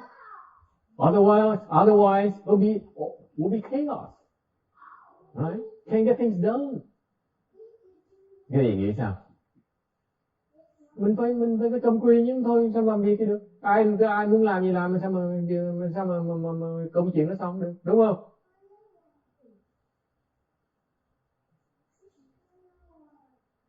Okay. Now, self-control is the hardest thing to do. Cái tự chủ là rất là khó. It's very difficult to be in control of your roots. Much harder to be in control of your sense organs than controlling others. Let me assure you.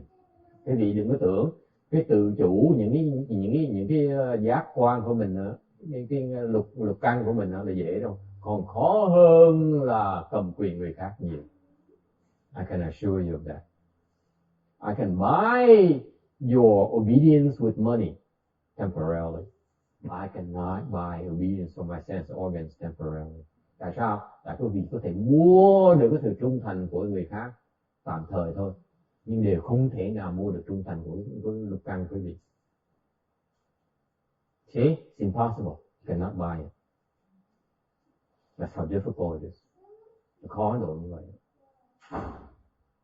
Okay? Number 6. Can go very far. Đi xa, biến ra rất xa. Từ đây biến tới kia, rất là xa. Manifest from here to there, very far away, split second. Okay? Number 7. Can shake the earth. Lắc động đất. It's form spiritual power. Shake the earth. Why you need to shake the earth? Động đất là làm gì? Anyone? Listen! Unless you shake them, they will not listen. They won't pay attention. Anyone have to do that? Có ai phải làm vậy chứ không? Bác khi bác quýnh người ta, bác cần lắc. Sao nó dạy cái chiêu đó. Lắc. Dùng xuống. Nó nghe lập tức à. I'm teaching her this new skill. Instead of before she take out that small tree branch to beat her son, next time around, just shake him. Get the message very quickly.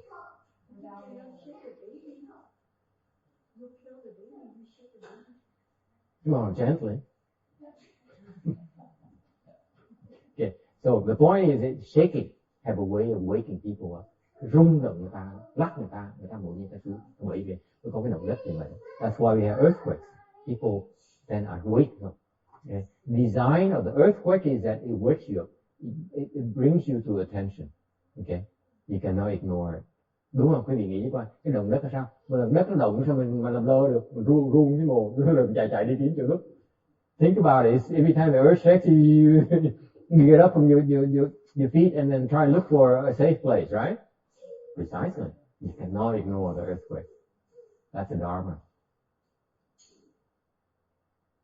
Bởi vậy, Bồ Tát, Phật phải cần dùng cái pháp động đất như vậy để lắc chúng sanh. You see? Buddhists are very smart. Before they apply the stick, they have other experience. Huh? See? Truyền pháp cái bớt phụ nữ đi. Già rồi. Okay. I might remind her again. You have many dharma before, remind all of you parents. There's many more effective dharmas before you need to beat people up or educate people up. Okay? Number 8, can manifest as willed. Hoặc số 8 là biến cái dạng nào cũng được hết. Chẳng hạn như có thể biến làm bất cứ cái loại chúng sanh nào. They can manifest and transform themselves into any living being. Not only that, they can from themselves they can manifest many living beings of different kinds. Có thể biến ra những cái loại chúng sanh khác nhau cùng một lúc. That's how incredible his spiritual powers are. And this is what he needs to help help living beings. Down there is very difficult. That's why he needs all the help he can't get. Right? Questions? Ai thắc mắc gì không?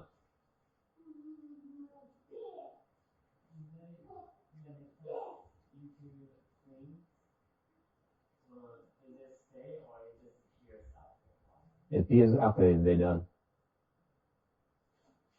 Biến hóa chừng nào mà xong việc nào sẽ biến mất. Anyone else?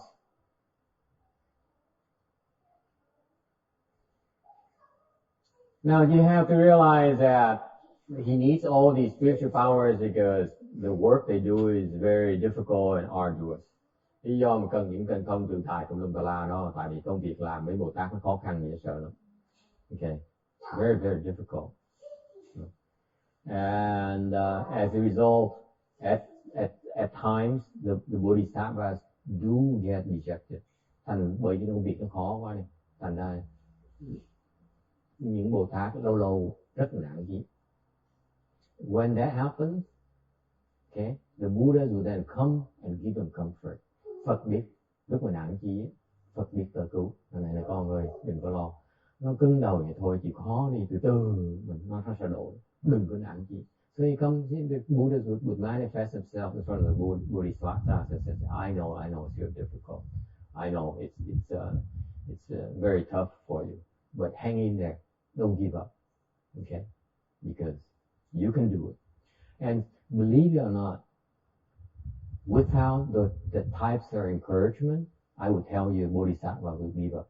Tại vì nếu không, Phật mà không tới khuyến khích Bồ Tát như vậy, Bồ Tát sẽ bỏ cuộc.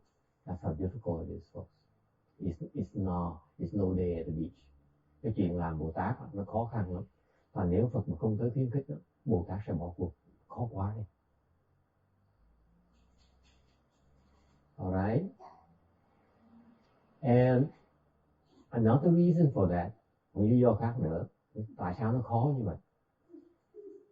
It's because of the verse, tại vì the last, on the third bullet, cái phần cuối cùng đó là bất kinh nhất phiền hàn kiệt cốt, yên đắc mai hoa bạc tỷ hương.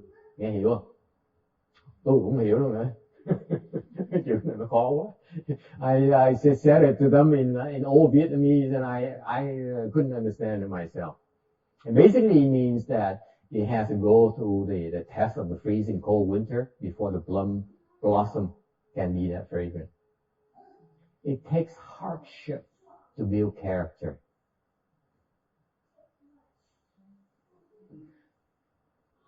Cái này cái đại khái nó nói á, là một cái cây táo phải cần ở bên Tàu, mấy cái táo trời nó lạnh dễ sợ, phải qua những mùa đông lạnh như vậy, cây táo mới mọc cái bông nó mới thơm. Cái bông táo đó, sau cái mùa đông nó lạnh thơm không thể tưởng được. Because the plum blossom after a severely cold winter is extremely fragrant. So it's the hardship that creates that fragrance. Okay. Cái khó khăn đó, nó tạo được cái hương thơm như vậy, nó quý cho đó. Okay, so do not be afraid of hardship. Bây giờ tu á, đừng có sợ khổ, đừng có sợ khó khăn. Càng khó càng tốt. The harder it is, the better it is. Okay, that's the true courage. Cái sự dũng cảm ở đó, không ngại khó khăn. I know some of you are babies and soon you have problems. Say, Master, come help me. I'm in trouble. Help me. When you do that, your plum blossom will not be that fragrant. Tại cái gì mà nó mỗi lần mà có khó khăn người ta chạy tới, ô thầy ơi cứu con, nhưng khó quá con chịu không nổi. Làm như vậy thì cái hoa táo của mình nó không có thơm đâu, thơm nó tầm thường. Got it? Yes? All right. Yes, question.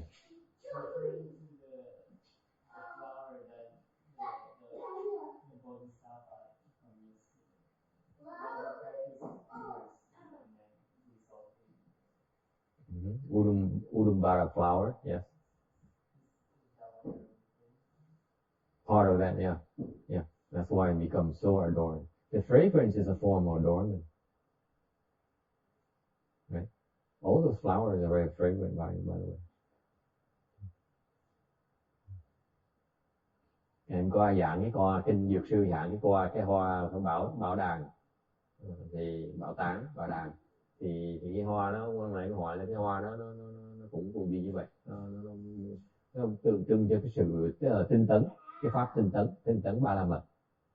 Thì cái đó là cũng cùng cái ý như vậy, là tại vì tinh tấn quá, cái tinh tấn này là cái khó khăn của mùa đông, càng khó mà càng tinh tấn.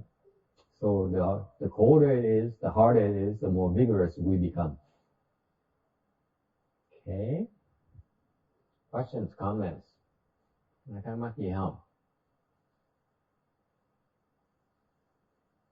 Okay, now let me tell you, hardship is actually an opportunity. Nói cho quý vị biết cái bí mật.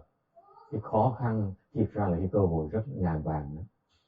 Would you like to know why? Không biết tại sao không? Muốn nghe câu chuyện không? Would you like to hear that story behind it? I came prepared with a story, not knowing whether I have a chance to tell you that story or not. Này, tôi tới nói thiệt quý vị, tôi muốn kể câu chuyện này. Mình không biết rằng á, cái duyên nó cho phép mình kể là không. Thành ra bây giờ có cơ hội kể câu chuyện đó, quý vị muốn nghe không? So now I have a chance to present itself. Would you like to hear that story that I prepared for you? Huh? Nghe hả? Okay, let me tell you that. If you insist. When I first started, lúc bắt đầu tới đây Hoàng Pháp, I ran to this young lady. Tôi gặp một cái cô này trẻ. Okay. And she came in the morning session, learned to recite the Buddha's name. Buổi sáng tới niệm Phật, buổi chiều ngồi nghe giảng kinh. Afternoon she would stay around and listen, come back in the afternoon for the because she lives around here, because to listen to a lecture. She did that for about a week, for a month. Cái cô này buổi sáng thì tới nghe tới niệm Phật, đi nhiễu niệm Phật, xong buổi chiều thì trở lại về nhà, buổi trưa về nghỉ ăn trưa ở nhà, xong buổi chiều tới lại nghe giảng kinh. Okay. So after a month, from zero she reached first dhyana. Sau một tháng tu với tôi á, thì từ không có định nhập vào được sơ thiền. Happy ending, right? And then disaster struck.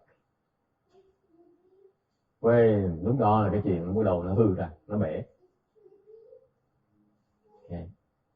You know what happened? I helped her enter dhyana.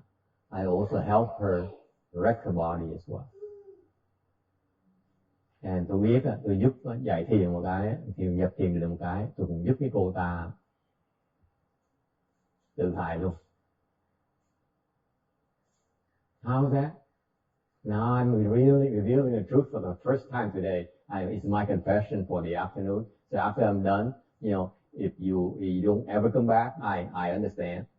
Nói cái vị ngày nay tôi thú thật cái tội của tôi, để quý vị biết sao biết cái người tôi nó xấu như vậy mà không bao giờ trở lại, tôi cũng hiểu. Okay? Because I did something terrible. By teaching someone samadhi, I also teach her how to wreck her body quicker.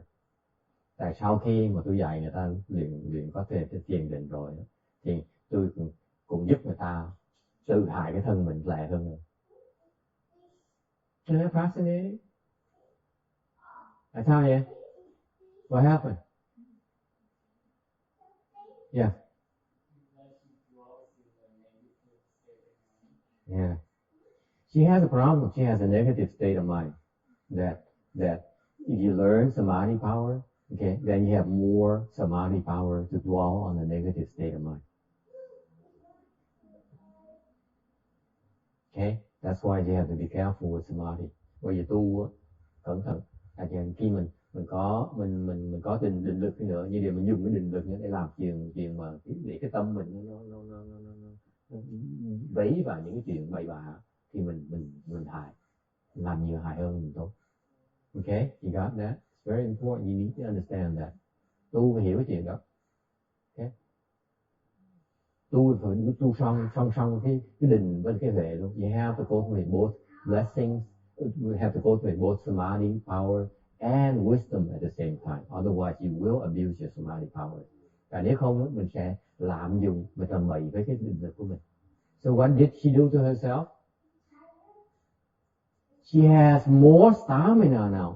Khi mình nhập được sở thiền một cái là mình có sức, nó tăng lên. Có nghĩa là gì? Mình làm việc nhiều hơn.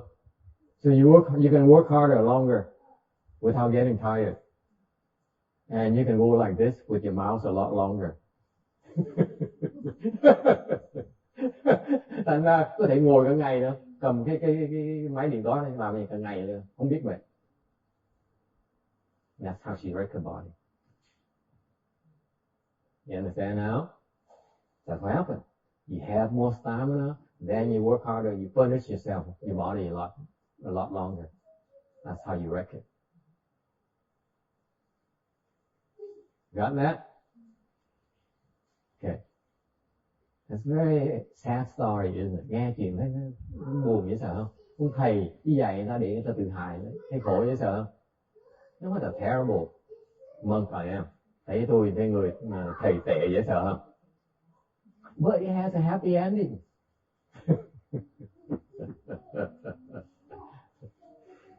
Not that we're not there yet. And it turns out that as soon as she's a very hard worker, she went to the office went through some layoffs and she survived. And somehow this time around, since she can't work anymore, they decided to lay her off.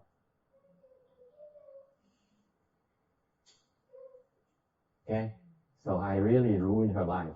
In other words, okay, nói cái khác, tại vì làm việc công việc ở sở nhiều lắm, không biết tay làm cũng được. Thành cái công ty quyết định là để thôi sa thải cái người nhân viên này. Thầy tự hại ta dễ sợ. Lần trước ta làm về ta nghĩ lần này mình dạy ta để có đủ định lực để ta làm nhiều hơn để có thể chân nó tay nó bẹo lẹ hơn nữa. Alright, terrible all around. Okay, and what happened? Mất việc cái làm gì? Bỏ cuộc. Because before that, before she was laid off, I introduced her. She asked me about health, so I introduced her to some acupuncturists. Trước khi mà bị sa thải thì có giới thiệu tới cái ông bác sĩ để chữa cái tay. And she got some good results right away. Okay, but then she got laid off right away as well, so she stopped going. Okay? So things got worse. Anh được giới thiệu tới cầu cứu rồi tôi giới thiệu cho người bác sĩ ta chữa ngay tức giúp đỡ nhiều lắm. Đều mới chữa được không bao nhiêu thì bỗng nhiên bị sa thải, rồi tương lai nó bấp bênh. Okay, so I felt very bad about it. I tell you, I knew it's my doing, because without the samadhi power, this would be, at least a few more months down the road, not as quickly. Tại nếu không có định lực á, thì chắc chắn là cái tay không có vẹo lẹ như vậy, ít nhất 2-3 tháng sau nữa mới vẹo. So, tôi giúp nó vẹo sớm hơn tí. Okay, I can tell you I'm not proud of that. Nói thật cái gì á, tôi cái đó làm tôi buồn lắm, tôi trâu cái chuyện đó, cho nên mình hại đời người ta. Okay. And then something happened. Tôi tặc lưỡi tôi nói ôi khổ quá, tôi đừng hại đời người ta, mà tôi không dám nói ai hết á, tại nói là mất khách. I was so worried about it because I couldn't tell anyone, because if I tell anyone knew, I'd lose my customers. No one would come to my Child lectures and nor my Sutra lectures, right? So I had this terrible secret I hold inside my seat. I couldn't eat, I couldn't sleep. Cái bí mật là tôi khó chịu dễ sợ, tôi sợ mất Phật tử, mất sự người không tới nghe tôi với tôi nữa, thành nó giữ hoài, thành đêm ngủ không được, ngày không ăn được, người nó buồn dễ sợ, rầu không thể tưởng được. One day I felt so bad, I complained about it publicly. I said, cái bữa đó tôi than phiền, tôi nói khổ quá mà không biết nói sao. And I said I felt so bad about this person here because it's a case where her blessings run out. Mahayana blessings run out. Therefore, it's nothing I can do. I mean, I had all these things I had in mind. I tried to help her, but somehow her blessings ran out, and there's nothing I can do. If you're out of your blessings, you stop coming. Nothing I can do. Okay? Tôi rầu lắm. Tôi thằng Kiệt, tôi nói vào lớp tôi nói khổ ghê. Tôi thấy những cái chuyện rồi nó xảy ra mà mình thấy mình muốn giúp, mình bắt đầu giúp á, thì bỗng nhiên cái phước người ta hết đi. Mình phước là hết á, thì người ta không tới nữa. Okay? You don't have the blessings to come to your Mahayana. If your Mahayana blessing run out, you will stop coming to Mahayana temple. Phước đại thừa quý vị mà hết, thì quý vị sẽ không tới mấy cái chùa đại thừa nữa. That's a fact. So I talked about it. Okay? And to my dismay, okay, it happens, it's not the first time. Đấy không phải là người tiên mà xảy ra đối với tôi. Có một người đệ tử tôi nói, đâu có. She said, no. She has Mahayana blessings. Her blessings have not run out. Cái người đệ tử tôi mới nói với tôi, không có đâu thầy ơi, cái cô đó chưa hết phước đại thừa đâu. I said, làm sao mày biết? Tôi mới hỏi, so I asked her, how do you know? I just got a plaque for her. Nói, con mới thỉnh cái bài bị với bà, cái cổ. Tôi giật mình, ủa? Sao mày phá ta đơn giản cái pháp là người ta không tới nữa, tại ta không pháp đại thừa, phước đại thừa nó hết rồi. Sao mày phá thọc cây bánh xe đó? So I said, what are you doing? I'm trying to explain to you this person is not coming anymore because the blessings run out. What are you telling me that her blessings do not run out? I don't believe you. I bought her black. Con mới thỉnh cái bài gì mà không cách nào mà hết phước hết. Guess what? I ran to this lady here again. She said, I found another job already. Just like that. Thời buổi này, bác nghĩ chứ con. In this day and age, getting another job just like that, doing her line of work, you know, she's a crazy people doctor, that kind of thing. Thời buổi này á, mất công việc, kiếm một job ngay lập tức. Mà cái việc cái gì người điên, người thần kinh, cái người làm mấy người thần kinh. Đúng phải là dễ. Cái việc thấy dễ sợ, cái phước nó dễ sợ.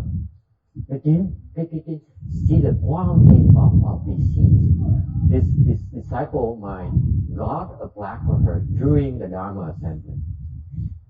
Thỉnh cái bài gì trong lúc cái pháp hội, nó chính lẽ như vậy. Okay. She got a job. She's back in therapy. Có được việc làm khác ngay lập tức, trở về lại cái ông thầy thuốc để chữa tay tiếp. And then she did the one thing that also amazed me is that she started crossing her legs. Rồi bắt đầu ngồi thiền, về meeting ngồi thiền. Lúc trước á, lúc đầu tới gặp tôi nói không, con thiền đó thầy ơi, con không tu được, tu không phải chuyện của con làm. Because when she first met with me months ago, okay, she followed us for about a month and said, no, this is not for me. I don't like this at all. Okay, that's why I had to send her to the acupuncturist because she would not cross her legs. She said, I could die, but I would not cross my legs.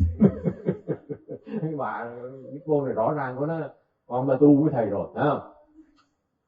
Tu rồi con không thích khi nào hết. Chết thôi chết chứ còn chắc chắn là không tu. Phải gửi đi sao bây giờ cái đòi chết mà, tay nó bẹo không gửi sao được. So I had to send her. Now she crosses her legs every day, right? Bây giờ mỗi ngày xếp bằng. Okay? Isn't that amazing to you? Things can flip just like that. Thế thì cái chuyện nó kỳ ngộ dễ sợ. Đại hòa tới, nó đổi ngang thành đại cát tường.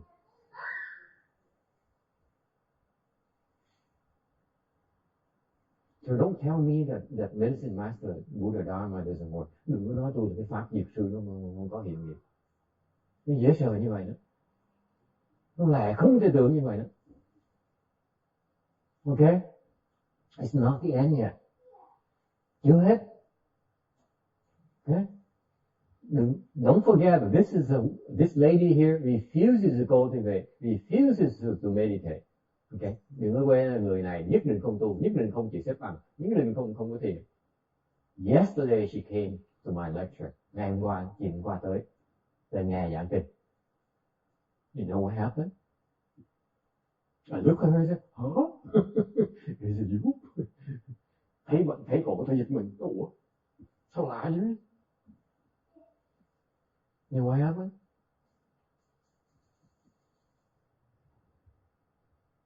She was in second dhyana the whole time. Ngồi nghe giảng kinh mình nhập nhì thiền. Dễ sợ.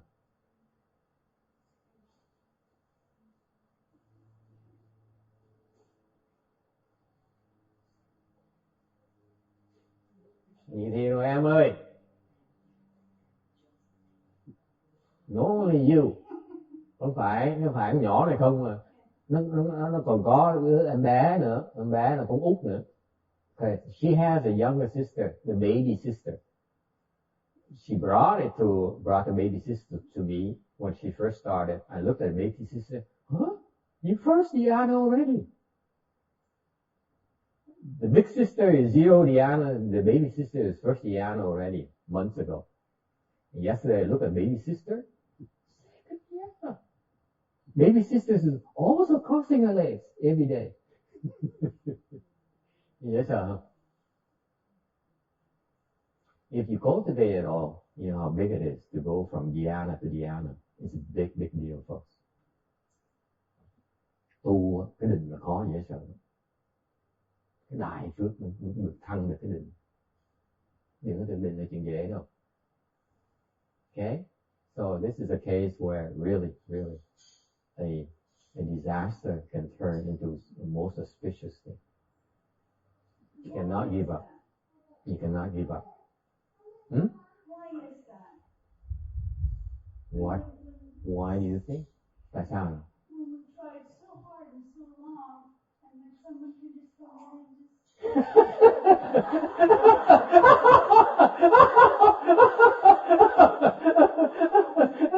Bà nói sao chuyện gì lạ vậy? Con là tu cực khổ ngày đêm rồi người ta không tu cho ta tới có một ngày có một bữa cái được cái có lý gì? Hả?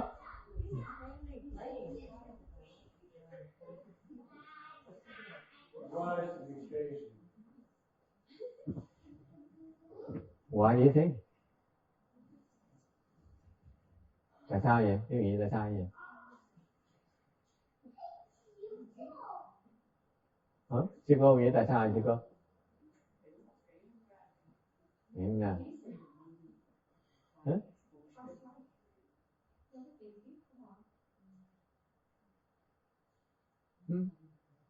Unlikely.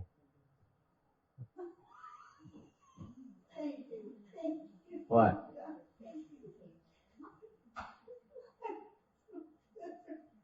she says my next life will be much better.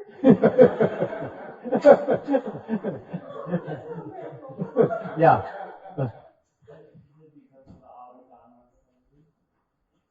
Part of it. The special Dharma assemblies are something else. The blessings that generated from those assemblies are incredible quality. That's the only thing she did recently. Let's switch it around, right? One plaque. There's none of the young ladies doing. It's that one plaque that turned it around.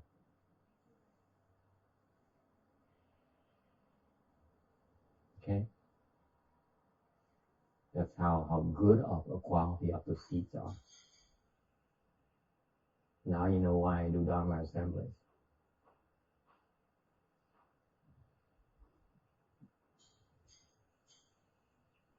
But that's not all. There's a lot more going on in that. But that's the one of the main reasons is that. Okay.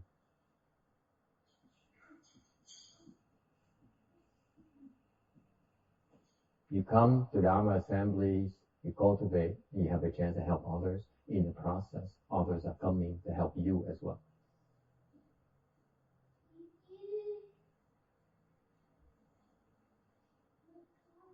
Okay? Questions, comments?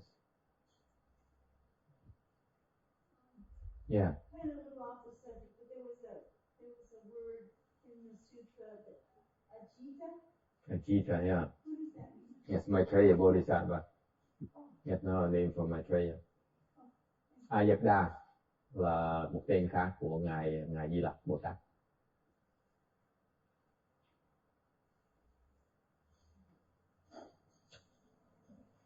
All right.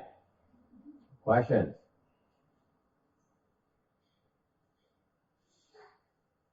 My message to you. Cái mà tôi muốn nhắc quý vị biết đó.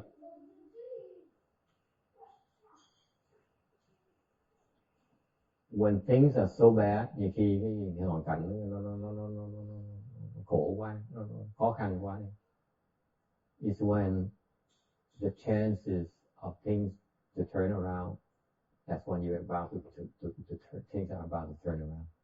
It's we who give up before it happens. Lúc mà hoàn cảnh nó khó, mà mình nản chí, mình bỏ cuộc, thường những lúc đó, những lúc mà nó sắp đổi, nó sắp chuyển, and do not give up. Đừng bao giờ bỏ cuộc. It can change around just like that, right? Just like that. I mean, it's miraculous, let's face it. Come on, that's miraculous. Don't you think? Miraculous. In all aspects. Okay? That's the power of medicine master, Dharma. Cái pháp diệt sư dễ sợ như vậy. Okay? Proof right there in front of your eyes. Don't think I can actually transmit this medicine master Buddha because no one else is doing it. Cái truyền pháp này, remember this is the second time in the second year in a row I'm explaining this. Năm ngoái tôi giảng 1.000 lần rồi, năm nay tôi giảng 1.000 lần nữa. Cái pháp nó quan trọng đến độ như vậy đó. Because it works, it's designed to help us. Cái pháp này giúp mình ngay bây giờ. Okay? Is that powerful? Because the other things too that happen naturally, not only because of the purity of the firepower. Cái phần lý do khác mà nó có hiệu gì mà tại như vậy, không phải là vì cái lực mà mình được trợ, but because of her sincerity. If she was sincere, it would not happen either. Your sincerity, cái lòng thành tâm của mình đó, đệ tử tôi nó tội lắm. Cái lòng tâm nó thành tâm như sao nó. Thầy chỉ dạy con chuyện thôi, con biết mấy năm này thầy dạy con gì, thầy chỉ dạy con cái là con chỉ nhớ là mỗi lần người ta cần giúp đỡ, con phải cần giúp thôi. Tâm nói chuyện đó thôi. Tâm nó tốt cái độ như vậy. Thành cái cảm ứng nó tới ngay lập tức. Chứ đừng nói để tôi cúng cho thầy. So don't think you can let me buy a response from you. You have that kind of mindset, forget it.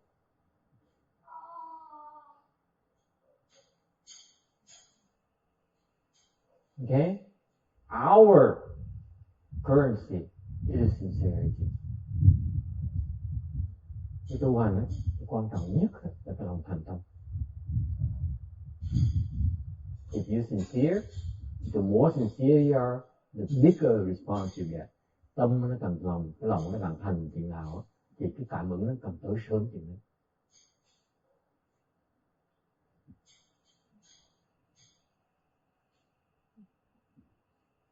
That's why. Okay. Questions, comments? Yeah. I have something to report too. I put the father of my co-worker in last time also. He is 75% cured, and he was so confused. What's his problem? He has prostate cancer. He's going to radiation therapy. Oh, is he one of the? He is 75% back to reality. He was so confused that they had to meditate him 24 hours in the hospital, and his family was so stressed out. And yesterday, the son told me he is 75% with it now. So it's a big turnaround. Yeah. You got a plan for him too, right? Yeah. Cũng là cái pháp diệt sư luôn, là cái ông này ông bị bệnh ông là gì ha? What?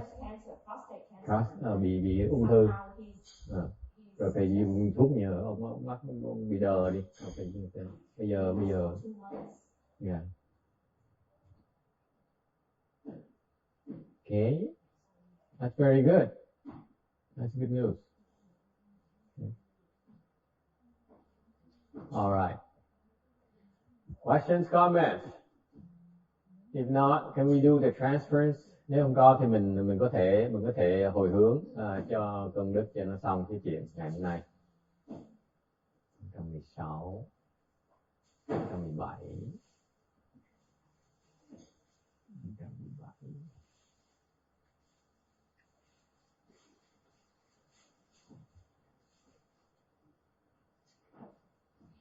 Okay, get your booklet to page 31. Mở cái nghi thức tịnh độ ra ở trang 31.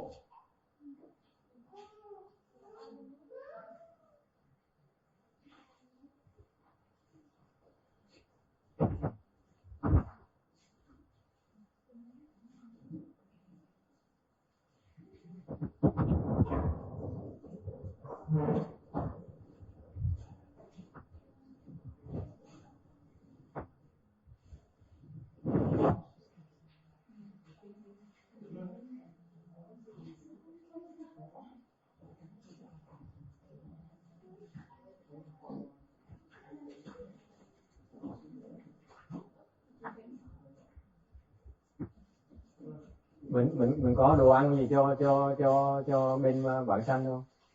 Can we have some food for the you have it here? Oh, okay, good. Okay, yeah, I see it. Thank you.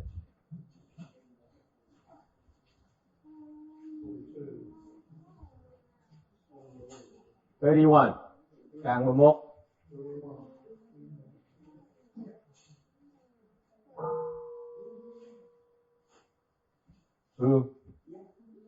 Hương what? Yeah, hương is fine. Nam mô Tịnh Nhân Ni Bồ Sa Mô Hơ Sa. Nam mô Tịnh Nhân Ni Bồ Sa Mô Hơ Sa. Nam mô Tịnh Nhân Ni Bồ Sa Mô Hơ Sa. Nam mô Bồ Rê Sa Vô Bồ Sa. Nam mô Bồ Rê Sa Vô Bồ Sa. Nam mô Bồ Rê Sa Vô Bồ Sa. We are in the Heart Sutra on page ở trang tâm kinh ở trang nào ha? Which page is that, anyone? Kinh Bát Nhã 37, trang 37.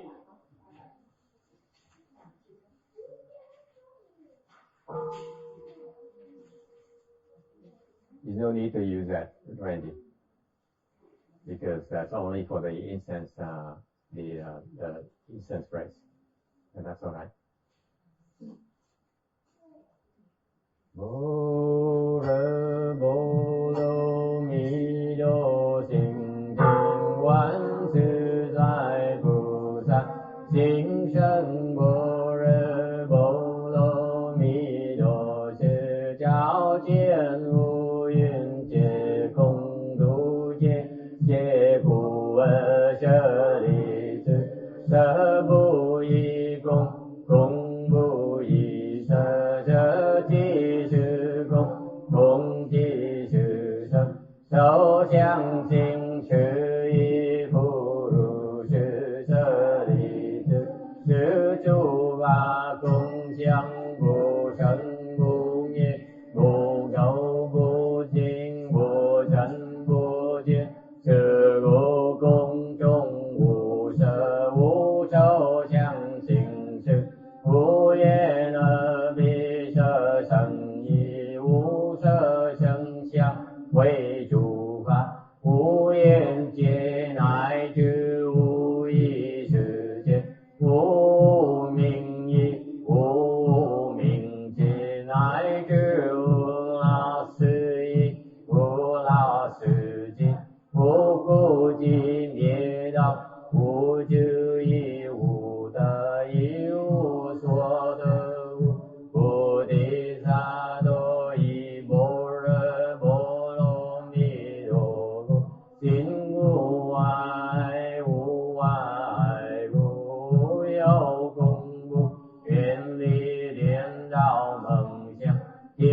经一般三世诸佛一般若波罗蜜多故得牛多罗三藐三菩提无智般若波罗蜜多四大神咒四大明咒四无禅咒四无等等咒能住一切苦真实不虚不说般若波罗蜜多咒地咒咒耶揭谛揭谛波罗揭谛波罗僧揭谛菩提萨婆南无阿弥陀佛耶多多揭多耶多利耶多阿弥利多婆毗弥利多地藏婆毗阿弥利多毗迦兰毗阿弥利多毗迦兰多揭弥利揭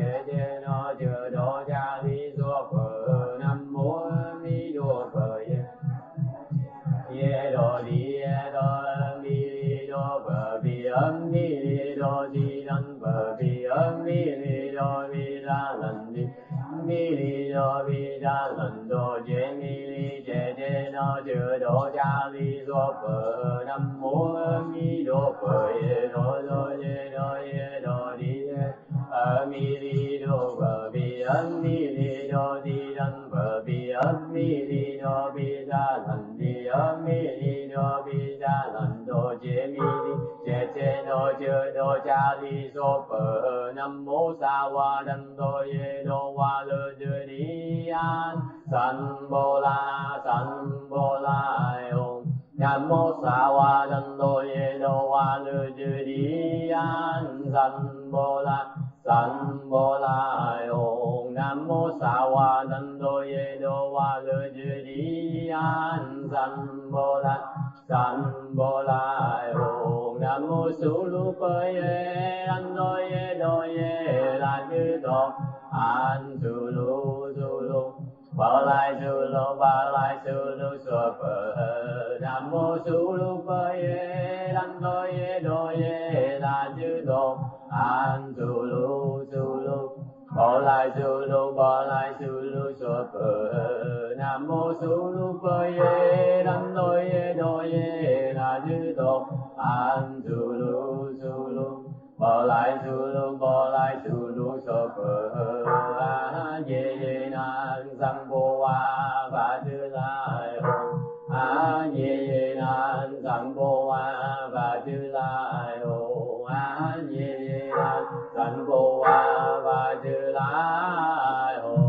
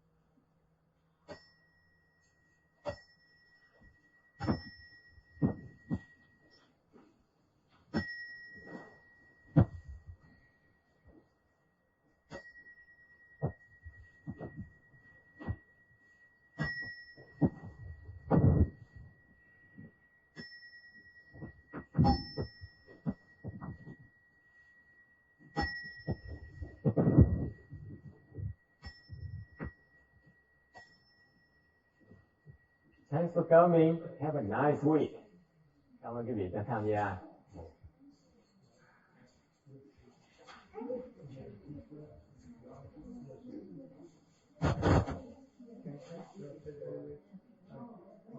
Please do.